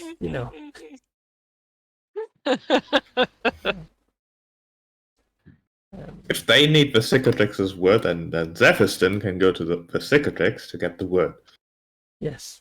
Okay. Would Cicatrix say cool? What is he asking? He I don't needs know. them. I don't want to know what he's asking. Sephiston needs the night masks, because he needs them to explore the underground of really what is their old layers, their factions' old layers. I suppose they're more legacy faction than they're the continuation of them. And what is the danger associated with this? A lot. Is there bad things down there? Cicatrix would suggest that they can, she would ask them to act as guides, but she has not pumped resources into something to then let them go into the depth of Westgate and die. Like, that is not, no. Like, they will be guides. If it's, that's fair. They will not be going alone to do this, though. Sephiston himself left with him diving around in these narrow alleyway tunnels and whatnot down there. It's gonna take some time, but he's on it, and if that's his job, then that's what he'll do. He's recently lost a lot of his contacts because they just got killed, so I mean, yes, she'll say that, but again, like she'll make, she wants to make sure that her resources are not being expended here, because she basically sees them a bit but as without proxy. expending resources, it's hard to really do a lot. So he'll work on it. Yeah, that command is given. The location of the entrance to. Or a location, I suppose. Yeah, I'll take a single location. Mhm. Just anything. And the second thing, the usual yearly role of finding a moat. And I don't know if it's the same thing, but also working on on making that an asset, like exploiting the moats. You looked at the end of last session, so this will be like the check for this year that we Yeah. haven't. We've just transitioned into. Yeah, I suppose I could make the role next session too. I just don't want to forget. Sure. Let's do next session then. Okay. I mean, hell, we might roll through. I mean, this year might come through today before we end it, so you might be able to make the roll today. Let's Maybe. let's heal your factions if you haven't already, and let's move along with things because this has been a long year. a lot's happened, and we're ready to move the next one. Yeah, winter passes. Probably with how tired your factions are, we probably get well into like spring before anything's actually gonna be done. I feel like we have a lot of balls in the air. You've accomplished something rather big, really momentous to take out the Black Network. So I know that the Verdant Eclipse are gonna be working to join with the Emerald Rock. Yep, that's what we're doing. The main thing that's happening down there. So perhaps I'll look to Velignith and the Mark and ask, what is the next step, like for you? Now you've destroyed the Black Network. Their representatives in this region are gone. What now?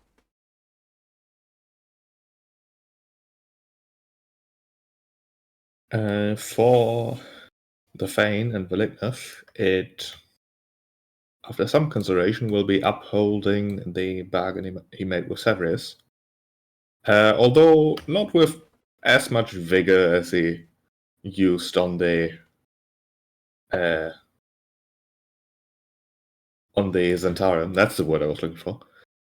But he does want to send a message to Tizir that he may or may not follow up with actual action later this year, which basically says that during the last meeting with Comerian expeditionary forces, which of course is the meeting with Thunderhome, he explicitly said that he does not want their influence on this side of the shore. However, it is obvious that Tizir has remained under their influence, and he'll basically say that unless all Comerian influence is chased away from the Dragon Shore, from the Dragon Coast, he's going to make that happen through whatever means necessary. So either Tizir as a city learns to be independent, or Velignith as a dragon will remove Tizir. I'd say that's a direct threat. Yes. We can tag one cross on the Dragon Concern block. They can. Tizir can choose between independence and most likely being a great trade partner for Velignith's future endeavors, or bad things. It's the same choice Thunderhome get. Basically, yeah. Tizir, though, has the backing of the Kingdom of Cormyr, who is in a precarious position, but they're the good guys. They don't give up. The message he'll get back is some drivel. Like, I don't need to even really give it because it's simply that. Oh no, they are totally independent. Of course, their council makes their decisions, not the king in Cormyr, right?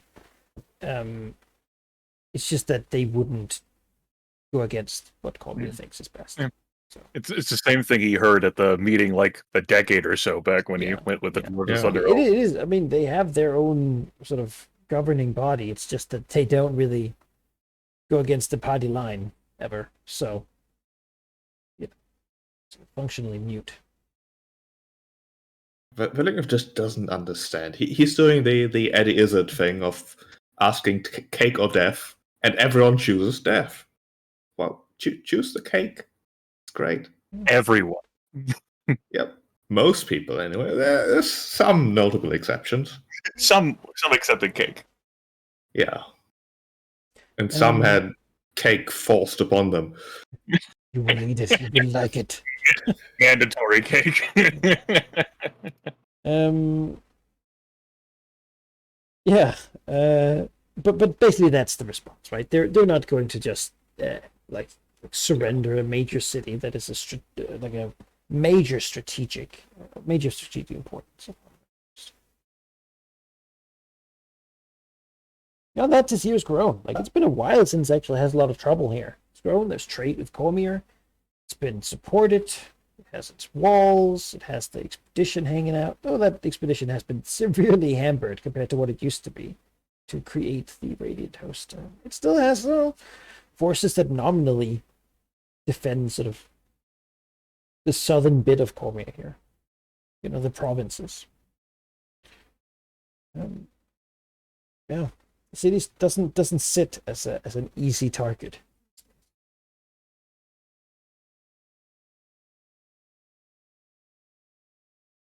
Well, if it did, maybe they would.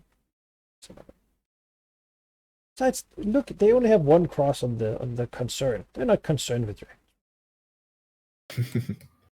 Oh, there's a dragon saying That something in the is not south. a challenge. When isn't I want to there? make Yeah. that. Don't.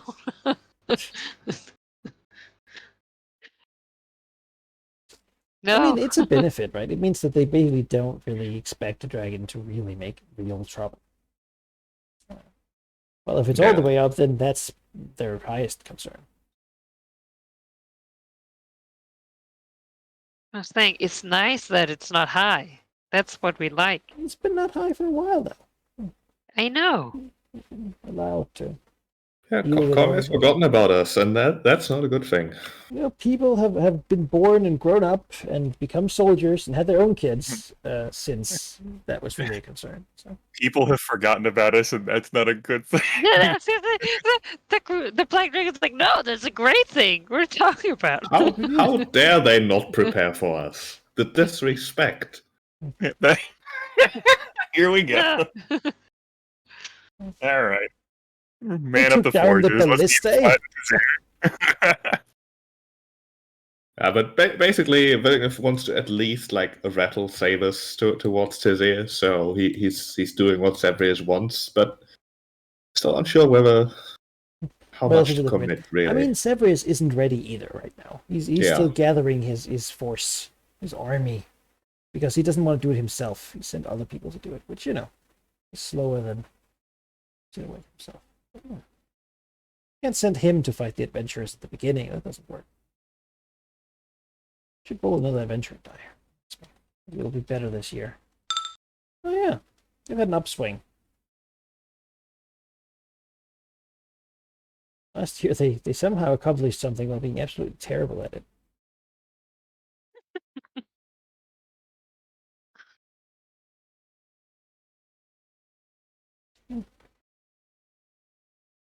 Trouble makes for good times for them. All right, now we have a choice here. We have about normally half an hour left of our playtime. We could begin trying to do this here, but it sounds like you might want to act, right? Like do something with your faction.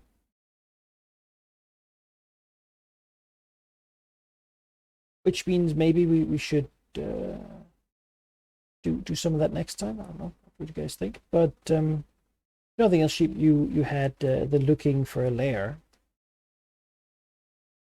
that we could see if we could accomplish, right? The goal. I'm all for you two guys taking action now with the time that's left. Yeah. And I don't necessarily want to take action against Tizir like right away. I'm happy to watch some time go by. I think that's the impression that I get. That Valignus isn't going to take action with his company right now, so we can let time go by, and maybe one of our hands will be forced. Yes. Yeah, and as for looking for there, I thought we just said that they'll do the next session. All right, sure. Well, It was just if we ended, but it was just so we didn't do 2 in 1 year. You were saying something, Eric? Yeah, I think after sort of having expended the marked resources, I think Investigatrix would go to study, I suppose, by the Cloud Giant. They're, well on their way to be creating those goddamn runes, and she wants that information ready so that when she has her forces lined up and they can start rebuilding those sites, like she also needs to have that information so she can spend all her resources defending them from whatever comes and not like having her off studying. I think she'll go there and humor him, talking about tradition and how great the hierarchy is, and trying to learn what she can to gain this last information that they need. Yeah, sure. You can do your attempt to pick up more rune crafting. You're nodding yes, tradition is very important. I know. I personally, me and tradition, oof. As an intimate student of hierarchy, tradition, lore, As someone who history. takes any chance to like frown upon the tradition of the Black Dread, let me Hey. tell you, me and tradition, we go way back. Oh, love it. It's like if you Oh, had no. to talk to Nope. someone, you had to learn how to write from someone who actually wants to tell you about the history of his favorite font. You know? Yes, this A you can see has a height of so and so. That signifies its position at the top of the, And clearly, Mr. doesn't learn a lot about. Yeah, I was gonna anything say with relevant. that role, it's like Well, I mean, and you said, could you just tell me how to do the thing? And he's like, oh no, but you have to understand The before significance of it. you can use it. It's there is a way to do this right, and if you don't do it right, then it will not work. Which, he believes, but. I was gonna say there's that like mind-numbing picture, the dragon like starting there like, oh yes, they're very smirky, and yes, tradition and such, and there's like a clip to like a day later where it's just like dead eyes just like looking at this thing Still on the It's A, like, A season it's later. it's still on the A. Yeah, that's right. They're still talking about the same A. Now, the width between the 2 points. And We She must will- first explore the significance of the runes and why they were first constructed. Let me sing you the tale of. Our oral history. It is very much that sort of thing. The cloud culture is very much the lore keepers. They're the people with the books, and he's no exception. He's the only one left and preserving. I mean, this is what he's meant to do. And since he had a very the whole hierarchy, he feels fell because he didn't do what he was supposed to do. It sort of had the backlash of now he tries to do everything as it's supposed to be done, right? Which means that all this stuff, which might be great, honestly, if you want to keep a culture alive and you sort of have a lot of functioning bureaucracy otherwise, is great. But right now, it's not the best, given the current circumstance. His instructions and his way of doing things is not meant for this circumstance. It's entirely unhelpful. So Is they what can't that they can't adapt, right? That has always been the Giants' Yeah. They're bad at adapting their society to the existence of not being a global empire. Yeah, Sigurd will return home, grumbling about, stupid giants and how she can't wait to learn this ritual so they can just eat that guy and, be done with it. Yeah. Like, it's probably a good idea for him to impart all his knowledge, before he annoys anyone too long. Yeah, and yeah, he'll figuratively and probably also a little bit too real knock her head against rocks, trying to figure out how to solve this problem so she can move on to more important things. But yeah, no progress this year. I'll just take some of these other factions. So news from Nathlek, for those who care. which I guess is just Missouri really who Yep. figures that out. They have begun, given the rise in dangerous fauna, to collect groups of their Emerald Guard and equip them with various types of weapons in order to basically optimize them to be monster hunters or beast hunters. Using their longer range weapons and like spears and glaives to try to bring down some of these big beasts that are walking out of the Gulfmere, live at sort of that edge or even along the mountains or on the plains. All right. It appears that these creatures are going to be are going to be trouble in the future, and beyond that, it also helps them actually build up a fighting force. Yeah. It is decent. It's an attempt to change their culture slightly, to make it a focus to bring down such big beasties, and certainly taking trophies and the like is also encouraged. Good for them. The dragon things. The Emerald Enclave's turn. I mean, I had a lot of notes for them, but I guess now they're just spending their time reorganizing different leadership. So again, elegantly move along from that. The notes. No. Dayan's host. I mean, this was pretty good, actually, what happened down there to the south, the Emerald Enclave. This is good. Dragons, he's worked with dragons before. They're reasonable. They want similar things to what the Centaurs want.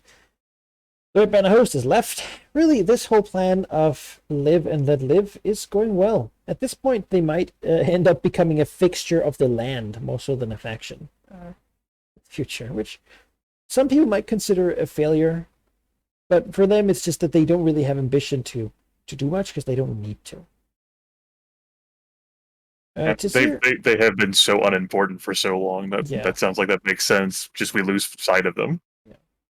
Dazir has had a threat, but they're not overly concerned because Cormyr isn't overly concerned because Cormyr has other things that they're trying to deal with.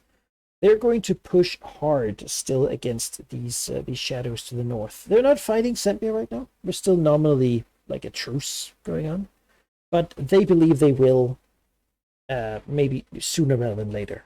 Now they don't know anything about about the Chosen of Umberlee, maybe nurturing some moon problems and sharing something with Shar or anything like that. So that's not really a concern for them right now. They're looking away from that too. Oh yes, Umberlee, give them a holiday and let's go fight these people who want to end the world. That seems a bit more important. So let's see how this year's progress goes for them. Pretty good, looks like. Yep, they continue to push forward. Pushing so far that we will actually move the Radiant Host and the Shadower out of this map. Because this fight is out of Cormyr. The great floating shadowy city has moved up to what is technically the Cormanthor Forest, or the southern part of the Dale Lands, which were ravaged in war earlier. There's a broken city there, a crater, it remains of the spell plate, kind of like what Starmantle was, where this war will continue. But it is for now. Unless Cormyr is weakened, it's unlikely that this push they're doing is going to stop. They have to keep resupplying their Radiant Host and such, but it is exactly what you want when fighting the Shadow. So and they're equally fanatical. So if nothing changes, you can expect them to slowly be pushing that away. Yay, Team Cormyr! Yeah. Light will win in the end. Yes. Hope and dreams are real. Wow. Yes. Yes, I definitely don't need know hope and about dreams. That sounds crazy. We That's not need my hope and experience at all. You absolutely would have been on Team Cinnamon. Yes, I have nothing left Oh but yeah, hate. I was sitting there just like, Vengeance. yes, despair, sorrow, losing Everything was taken everything. from me. I will exchange Revenge. everything. That's what I was like. I mean, from the start, when there was like, people were like, oh, sure, she's bad. I'm like, I mean, I know she's bad, but she's basically like, had she been there when Visiting fell, you know, she would have been her fucking ass. She would have just like jumped ship. Like, yes, this is exactly what I'm talking about. Everything is gloom and darkness, and what only matters is revenge. You're right. It's how can they be so stupid not to see? You know. Sembians are reported to meet with both at the Red Wizard, like an emissary will come to the Red Wizard Enclave in Westgate to have some private meetings with the Red Wizards of the Fae and their fleet. To discuss peace and the truce and such. They will also attempt to speak with the Chosen of Umberlee, who doesn't give them much of the time. He's not really a diplomatic fellow. Giving them the words that they know what to do if they want to please Umberlee. They have a lot of money. That can go right in the bay. So, How is Symbia's money doing these days? they're doing okay actually. Though not really as much from trade as before. They still export things to other places. Places that are happy to take like discounted goods produced by mind slaves and such, Yeah. Blood money and such. Like a nation like Estay. Yeah, kind of. Except, these guys are kind of like Faye. Yeah. I mean, you can make an argument, but it's not going to. I'm not going to defend them. They suck. They're the worst. You want to take their side? Go for it. No one wants to work with the like shadow dominated, greedy merchant people. Like nobody liked them before either. No. Before they were more profitable to some people, or to others now. The Red Banner Host.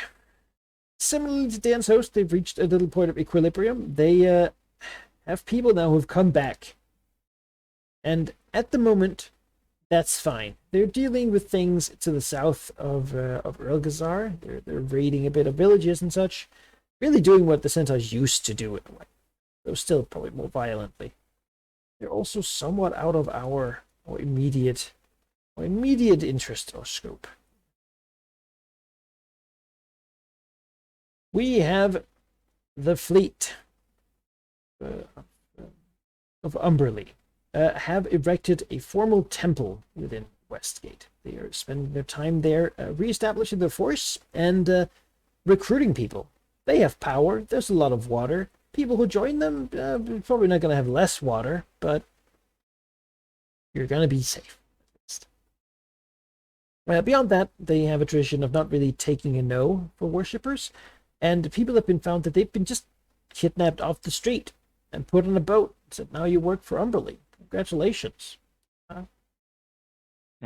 Good luck stopping that. Gedger's about to snap. So they have they've brought people forcefully on to increase their numbers and their strength.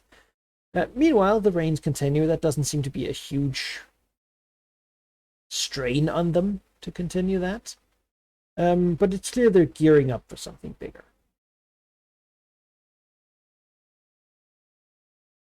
Suitors Hold.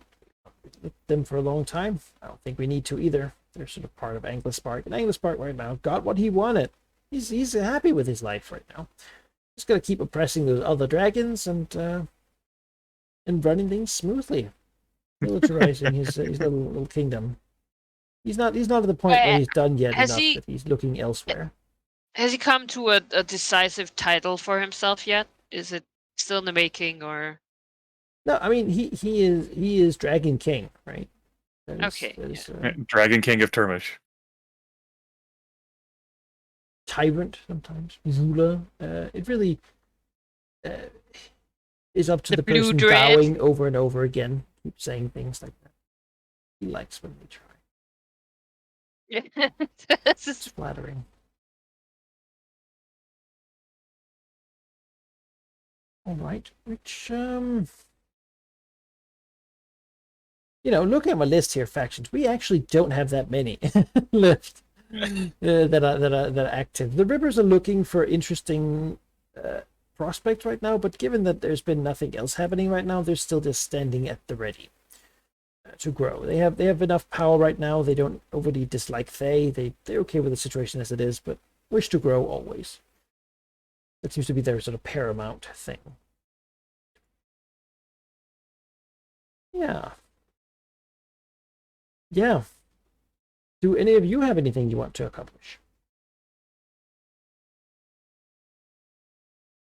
At this moment of big things.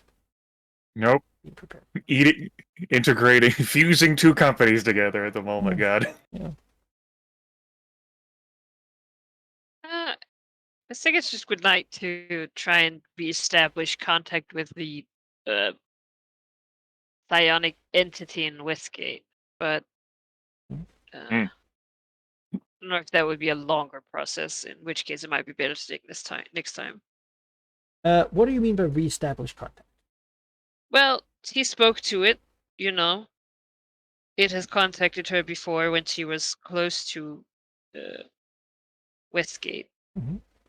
I think she's interested in sort of. Had intimate contact with it. Well, no, no, yes, we had. You know, it didn't work out. You know, I think I need some distance right now. And, I hear you. I hear you. you know, like a little clingy. No, thank you. Like, let's take it slow. I get you.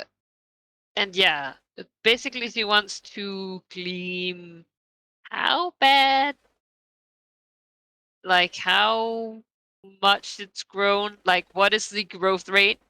Like, how much time do I have, I guess, Yes. is the information she's looking to figure out.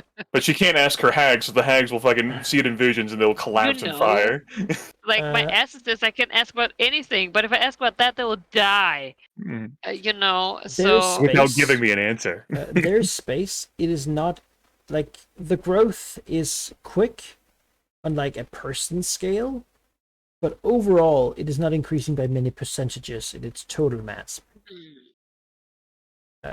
You have time. It is suffering horrible agony, obviously, but you know, that doesn't necessarily concern you overly much. Its main concern is not to lose and have Westgate turn into a fire.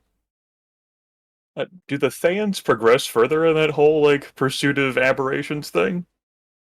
Yeah, I guess the have a last roll, I have a roll for them. Yeah, let's see if they do. Since they had the visions last session. Now they will speak to the castle. Will not help them in any way, shape, or form. Just wait. I wish they could just go to see. They haven't really paid, and so nah. You're not going in. They try, but they don't get to go to sea. Not at the moment, at least. So they can't really investigate, which annoys them a lot. And they might actually not like the fleet of Thay here. Or fleet of Umberlee, I should say. Yeah, who tells Thay no? Yeah, they gave them they gifts. just look at them like, what? What did you say to me? Oh, Evander High Castle, chosen of Umberlee here, is showing a tendency to not give a damn who you are, or who you think you are, or what you think you know. He's thoroughly unimpressed by pretty much everyone, and that makes a lot of people very angry. He's not I treating them know. with any respect. He's just sort of like, yeah, no, I'm an immortal, dead chosen captain of the god of the sea on a boat. Yeah. Like, It I is have sort the of a personal great deal, favor isn't of it? Umberlee. Like, I don't have to care about anyone or anything. What I care about is doing this thing for Umberlee, who I serve, because my soul is literally trapped in her place forever. So, you know, got nothing to lose here. what are you gonna do? Like, what could you do to me? You don't want to fight Umberlee. You've got other things No. going on. You're gonna give me what I ask for, and then I'm I- gonna let I you on with your will. day. And that hurts. That's the point. But, you know, it's not gonna happen. He's just giving you time to come to terms with that. But that's sort of the approach he's taking. Love that. So far, no one Great. has attacked the fleet. So. Absolutely. someone else to attract the aggravation of Faye. I like it. I can only help it. I like that angle, but at the same time, I was like, man, we were like starting to have a nice power pool here, and now there's a chosen Oh, of this oh, oh, oh, oh, in my pirate town. oh, there's quite a pool there at that point. I'm like, come on, no. Like, well, I'll stay out of Westgate for a bit. Well, the marketing right now. Oof, the housing prices are. I don't know. You think of all the water. They're very low. Yeah. Your fish creatures can act in the city. Wow. Yeah, you'll be able to use them against like targets in Westgate. Oh. Harry's like, oh, well, all right, yeah. man. Well, time to invade. Guys, this is convincing, Yeah. Yeah. All right. So yeah, not really. You're not. You don't think that you have a current time. The biggest threat there is that someone does something to escalate the situation, which would probably be like the Epaulets, right? We have a great desire to escalate that situation, Right. but who currently I guess occupy we will Bella's ask fleet. it whether they know it's here. Yes, they do, Oh, great. Yeah. and they know Don't that worry. they know that he has or it has the unique power to hurt them, like really hurt them.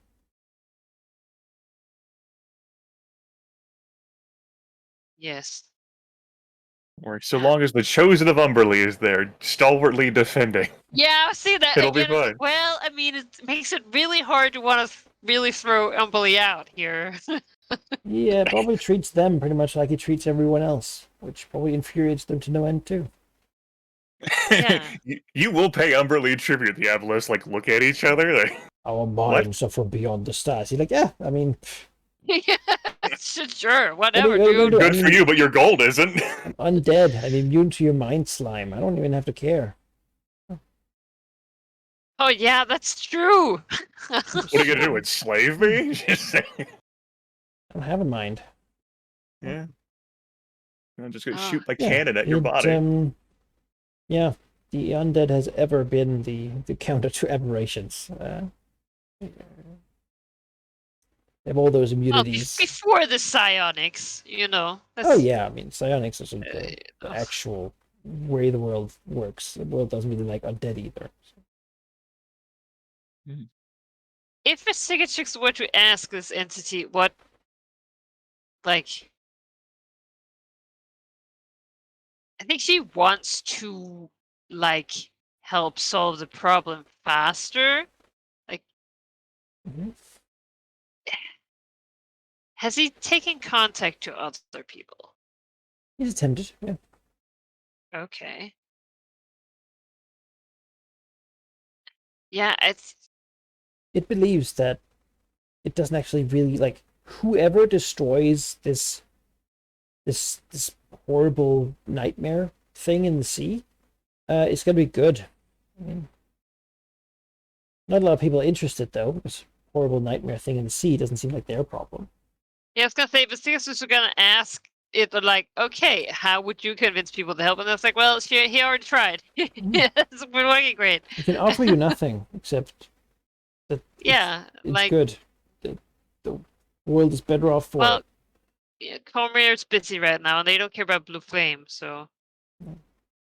He also doesn't think an army is needed. A strike team would be needed. Okay, well, A group of individuals with sufficient power to strike at the heart of them and deliver his psionic yes, energy. maybe he could try out his power on the Flame Nobanian. That's outside my home. You can't reach outside of. That would be Hmm. convincing, is what that would be. Yes, and suddenly the avatar of Nobanian goes to Westgate. Wait. Oh no! Well, Well, the There's Thayans the all take Bumblebees their there. portal and then like smash in. Proverbial abandoned ship. yeah. All right. Well, All right, good year, everyone. One of patience and observance, as we dragons can do. Mhm. Quick one. So, Sheep, do you want to roll for this year's investigation so we don't forget? I dread it, but yes. yeah, Okay. this year will be the year you This is have the big interested roll. harpy parties over there The- who. Big roll. That's right. So, that's a good roll. It is a good Yeah. roll. Better- All right. Better than usual. Just find my mineral thing. There was that harpy blood queen and the normal harpy that was sort of lurking out there, paying attention to this dragon constantly coming back every year. Mm. All right. You still demand perfection, right? Yes. All right. What material is the moat made out of this year? Give me a D4. 4. 4. Is that 4. good? All right. Yeah. Give me another D4. Oh no. 2. Okay. You find one that has a unique type of metal. Now, I don't know how interested you are in this one, but I'll let you pick then. But the next one also. So you can have the two, which is cold iron. You're a red dragon though. Or you can have the next one, which is mithril. Oh. Cold iron, the Mm. anti-fey one. Or mithril. Mithril! Which makes Mith- very hard of a light. Mithril is neat. It Like glitters cold iron, beautifully if- silver. It is beloved by dwarves. Dwarves are incredibly interested in it.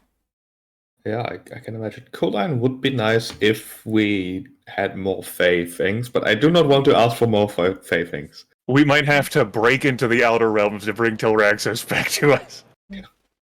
Yeah, I can settle for Mithril. Settle. Yeah. He's done it, folks, yes. after all these years. All The right. famous words of Frodo, I'll settle for mithril armor. He So, right, secured an Earth moat worthy of Malignant. Thanks, Bilbo. I guess it'll Yay. do. I will now use it as a Alright, justification to increase my sovereignty. Which one should we? Which little island here should we put it on? Probably like one of these that is sort of alone. Ophisaris' lair. 1. Iron, not anything special. I'll call Mithril Isle over here, and put Mithril iron, nothing special. Inspiration. There you go. Yeah. Now we Then you don't have the forget those hippogriffs there. work on towing that.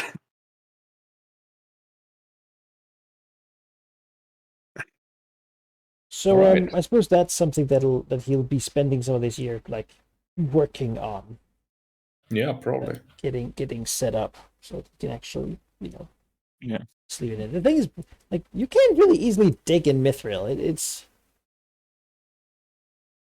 Do you, well, he is a big red dragon, so if anyone can, Yeah. dragon fire can famously melt most things. So well, he's gonna melt it Yeah. and then form it into a cube. do you think he would have, like, it, like, towed or, like, relocated to be closer to the Fane? Like, have, like, the dwarven, like, teams of, like, hippogriffs from Thunderhome, like, fly out and begin, like, gently, like, tugging it through the air? If that is possible to do in relative safely, then maybe. But my naive physical or physics understanding would mean that once you accelerate a floating thing, stopping it might be the next problem, and I don't want to overshoot and Goes have into it crash orbit. on the ground. How dare you apply physics to this high how- fantasy magic realm? How the dwarves have done it before is that they tried to pull it, and once it left sort of out of, like, across this sort of bit here, Oh it yeah, that's crashed right. That's right. I forgot about that. onto the Yeah. ground. So it seems to be a localized effect. So you could potentially, like, over time move it to, like, even over the land here or something, right? Like, these ones are sort of the outermost bits that are. But further to Thunderhome than that, into these like hills, and it would probably fall. And this thing is surprisingly light, but still, pretty tough. So Yeah, I don't think repositioning it is a priority. last time the dwarves Right. made a localized earthquake. Yeah, So I remember that story. I think you just So, heard like a loud crash and found out later what it was. But You think this will be the actual site of Velignus' lair after all this time being temporary lair? I think so. I think this is finally good enough. Yeah. What an exotic location for the fucking dragon to live in, you know? Yeah. Fucking Mithril Island that the adventurers have to find a way to get to attack him. They're gonna, that would be like can I pry it off the walls? Can I? Like, how much? It's so light, right, GM? Like, how much Pile it money on is me, there? really? Yeah, but getting to the lair, I mean, I think we've established at the beginning of the campaign that if a lair is in like an exotic, hard to reach place, the adventurers are going to find a way to get there. Oh yeah, it just tells like a great story of like, Yeah. especially as we're going to be transitioning to epic tier, of how the adventurers have to get there. Like that itself is a cool Or story. you could make a skill challenge be the approach, and they might lose healing search or something. Especially if they get into high elevation aerial combat. Fight Yeah. harpies during some of them. Yeah, asthma burps that come from down below. Absolutely. They fall. They Maybe Huge next time we peril. will have a talk with the local harpies about if there's some sort of relationship that could be made there, or well, let's do that next Yeah. time. That's right. Velignus all wants what's best for them and everyone. All right. We completed 2 goals today. Yeah, Boom. a hard and easy goal, and we did an epic tier skill challenge as well. Yeah. That's Yeah, some quest whew, XP. that was rough on me personally. Well, it's a lot of hard work. Well, you had to sit through a lot of talking, so. Yeah. I am like I get so invested in like any emotion flowing that I'm sitting here like just jittering like no he didn't say that, oh no It's just like I feel stressed.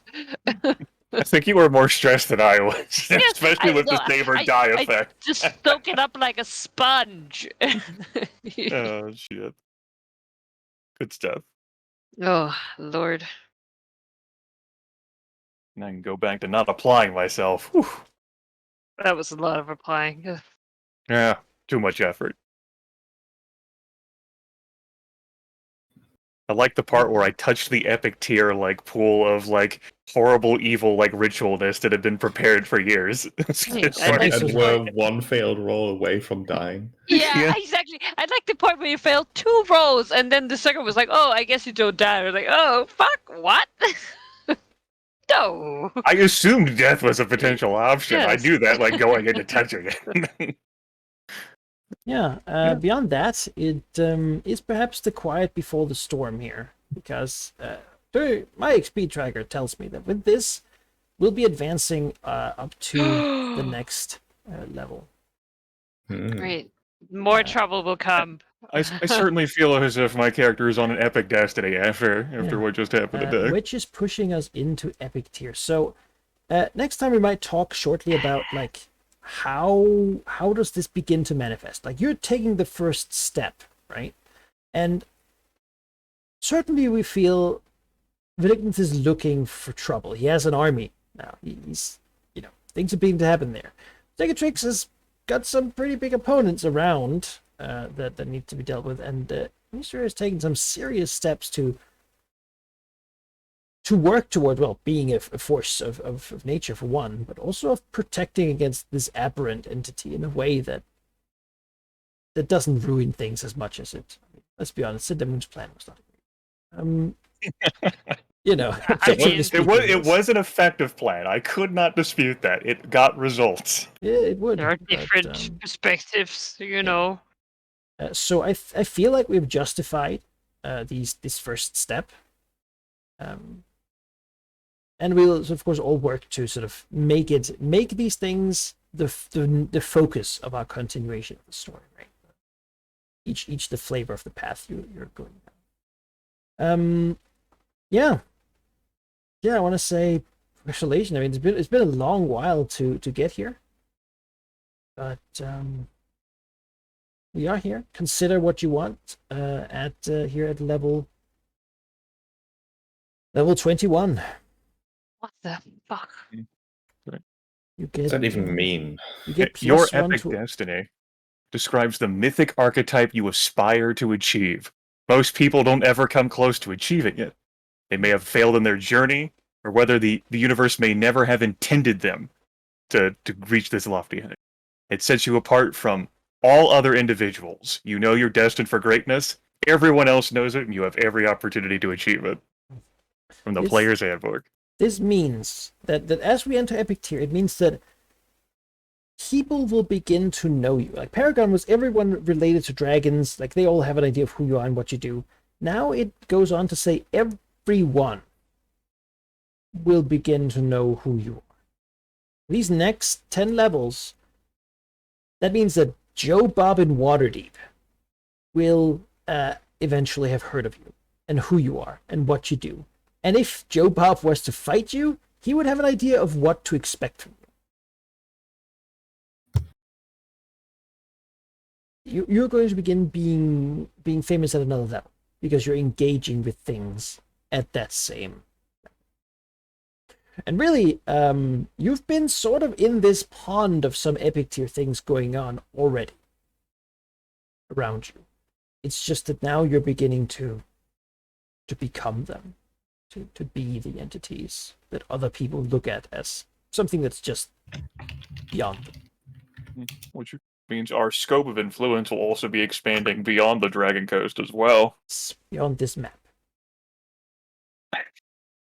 Which means the campaign is now we have left. We'll put down a world map and Oh, see. Maybe not factions in that level of scale, but at least not yet. But you know, yeah, we need to begin finding our place in the greater universe. Faerun is so vast that it's not even the entire planet. Mm-hmm. But it's enough for us, I think. Yes, yes. So these are the 9 crystal spheres of the. Yeah, it suddenly becomes a Spelljammer story. We fucking shoot Oh, off into boy. the stars. Ah, All right. yeah. God Killer, we're Cicatrix, Avatar of War, Malignant, and Topaz Crusader, Enemy of Aberrations, and Missouri Luger Yeah. Look at I just all the goddamn enemies on the map. I'm like, yes, great. Let's give them more information about us. That's what I want. I mean, it's telling though that we're gonna be so many folks are gonna know who we are despite us being young dragons, which means there's so many folks who are gonna underestimate us because we're so young still. You're not just young dragons, right? You're We're also- totally just young dragons. Yes, just Cormir. Don't even concern. Like, we're just young dragons. Like, there's But I so mean- many dragons on your side mean- of the lake. Technically, So many. Versicatrix is a very weak adult dragon. Yeah. So- Yeah. It still hurts. Doesn't matter how many times, like, yeah, that is objectively true. You've been held It back hurts. like 10 years in school. That would have been where Cicatrix just walking away, into the inky black depths, rather than face this truth. Yeah. Get a lot for this know- level, though. I mean, look at that. Shore's person. +1 to all spoke ability to scores. the wrong person. What First they did. Destiny feature and an epic tier feat. Yes, and through the power of retraining, you're also allowed to retrain one of your earlier feats into an epic tier feat as well. The game does permit that, much as you could for Paragon tier. I didn't know that. I was gonna say what? I don't want to get stuck with crap from earlier. Yeah, you can't do that with your powers, because your powers are locked at the slots, but or their slots are lower as opposed to higher up. But the feats, absolutely, the retraining section in the player's handbook talks about that. It's because there is no such thing as an epic tier feat. It's just feats you can only take in epic tier. But if you look at the advancement, you'll see you gain 1 feat, 1 feat, 1 feat. You have a total number of feats. Well. Consider it. Yeah. Well, I know what I'm We've had a doing bit of a with the rest quiet of the year. week. Maybe while the dragons have begun realizing that they are.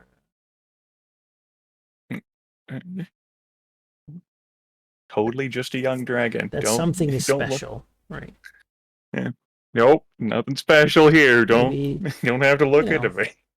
I do think though you should consider like some sort of just a small scene as we begin next time with like, some moment that might encapsulate the first step here. Cicatrix, I guess, killing something or some Every thing, right? Yeah.